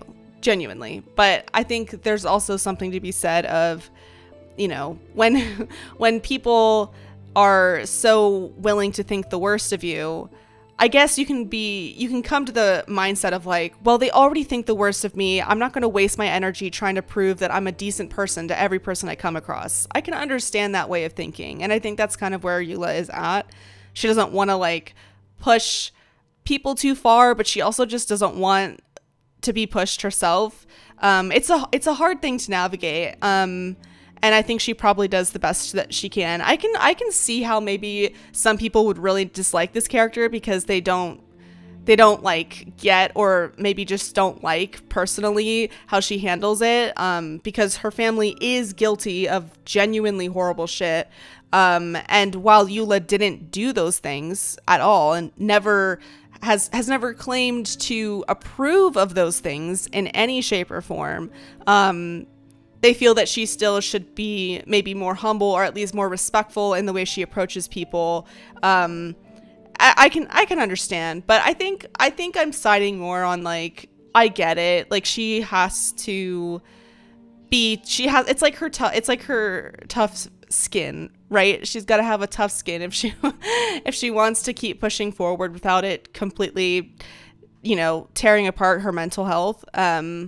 But I also think when it comes to certain comments about like Diluc or Lisa or other comments about characters where I'm just like, are you like truly insulting them right now? Like, why are you saying that? Like, you know, but it did say it in, I think it was Dane had said that she can't fully escape the way she was raised, you know, like she's obviously not a horrible person. She's kind-hearted, you know, at her core. She doesn't wish harm on anybody, and she wants to protect Mondstadt, and she wants to get vengeance for the wrongdoing that her own clan did to itself, is kind of how I'm interpreting that whenever she says that she's like, oh, I'm gonna get my vengeance, I'm gonna turn things around for myself, and you know, the legacy I want to personally leave behind. But yeah, sometimes she just says things and I'm like, yeah, okay. That's your roots coming through. Why did you say that? So I don't know. But overall, I think she's fine. You know, her relationship with Amber is really cool. I'm assuming we'll see more of that hopefully in the events. I would not mind learning more about Eula. I mean, I think she's a complex character. Obviously, it's great to have those in the story. Her presence as a captain also is unique, just like how Kaya, I don't know, I just can't get over that the two captains we've met of the Knights of Favonius have both been cryo units, and they both have like the little capes. I'm wondering if that's like, you know how in the military there's like certain things that they wear on their uniform that lets you know, oh, this is, you know, it lets you know what their rank is. I'm wondering if the little like the little cape, the off the shoulder side cape, is like a status marker in the Knights of Favonius. Jean doesn't have one, but I think she's acting Grandmaster, so she's like above maybe just one little cape. I don't know. But I think it's cool that there's like some similarities in their clothing design, at least in that sense. You know, the fact that Jean trusts her is a good sign. Kaya seemed to not mind her. He's fine with her. Diluc even was like, yeah, I think what she's doing is praiseworthy. I mean, he doesn't like the Knights bit, but you know, it's as good as you're gonna get from Diluc. And you have other characters who definitely commented on her resilience and her will to genuinely be a good person and to help Mondstadt and protect Mondstadt. So I don't know, I don't think those things should be overlooked, but I can understand why some people, she would rub some people the wrong way. Like, even if they understood like the point of her character, I think it's valid if you're like, okay, she's getting on my nerves. So I can understand that too. But I'm kind of somewhere in the middle. I think I only get like rubbed the wrong way when she makes a comment about like unprovoked for no reason. And she's just like judging somebody. I'm like, why are you doing that? There's no need to do that. So yeah. In terms of like future arcs, I don't think there's anything that I can predict right now. I mean, this is kind of just an establishing quest, and I'm sure I'll learn more in the events. I'll learn more about her, or maybe a little bit more about her and her relationship with like other characters. Because we only saw her interact with Amber. It would be cool though to see her interact with like, you know, other cast members. Or other characters in Mondstadt. So hopefully we get to see that. But yeah, I think Eula's okay. I think she's okay. You know, she's got inside. It's like her what was it? Her constellation, or is it her character card said something about like, you know, she's ice on the outside, but it's protecting the heart on the inside. That kind of thing. I agree with that. I agree with that. Thank you so much for making it to the end of the video. If you did, as always, I very much appreciate you spending your time with me. Oh my god, there were so many audio fuck-ups in the beginning of the video. I don't know what happened. Like, and that was like the raw footage was like that. For some reason, the audio would just like, I don't know, it was just like glitched out. I couldn't recover it. I don't know what happened. OBS must have been freaking the heck out. It was recorded on my old laptop, so who knows what was happening. My laptop, the poor little laptop that could, it was trying so hard. It was dying for sure, but I apologize for that. That was so annoying to edit because I have a perfectionist brain and it just exploded every time there was another gap in audio. But anyway, I'm sorry about that. Hopefully it didn't ruin the experience for you. I do have a huge announcement though. I will be streaming. My first Twitch stream will be on Friday, the 28th, around 12 p.m. US Pacific time. I know everyone's time zones and schedules are different, but I thought if I streamed towards the weekend, and I'll probably be streaming Saturday and Sunday as well, but I'll update you once we get closer to that on Discord and on YouTube, the community tab. I will let you guys know as well there about Saturday and Sunday. But yeah, I'm so excited. Star Rail is going to be so much fun. I can't wait to hang out with you guys live finally and experience that game. I wanted to play the game when it came out and like stream it, but I have work this whole week and I just didn't want to come home exhausted and stream or have to cut the stream early to get ready for work. Like, no. I want to sit down and really sink my claws into this game. So I'm pushing it towards the end of the week. Also, to give you guys a chance who maybe have school or work or classes or whatever, the end of the week, I'm assuming, is a more easily available time for everybody. So I chose to wait till later in the week. I'm gonna be like vibrating in my seat because all my friends and a lot of you guys are gonna be playing Star Rail in like 2 days. But I'm gonna wait. I'm gonna wait. So with that being said, I will be streaming regularly now every week. My goal is to have that around Friday. So like Fridays is gonna be my stream day, and I say that relatively loosely. It's never gonna be in the middle of the week because I work in the middle of the week.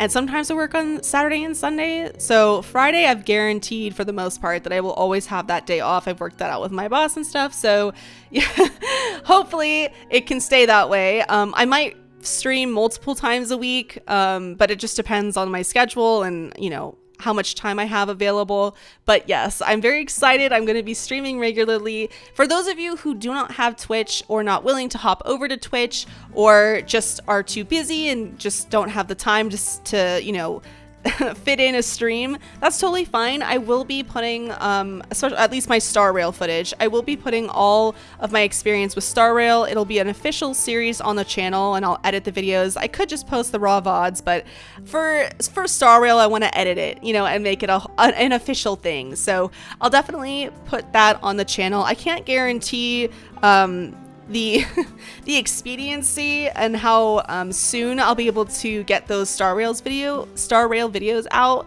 because I will be prioritizing and maintaining the weekly Genshin videos because I want to keep us going. So those videos aren't going anywhere. So I'm going to try and have the Star Rail videos come out on top of that. Be patient with me as I juggle all this new content because I'm so excited, but I just want to make sure I'm pacing myself and I'm not overloading myself, but I am excited for all of this new content. If you want like regular updates on like Twitch and stuff, I would definitely suggest hopping into our Discord. You don't have to like interact if you don't want to, that's totally fine. But if you want to be in the know on like when I'm streaming, because I constantly am active in the Discord and I post updates on YouTube and Twitch and Patreon and everything in between.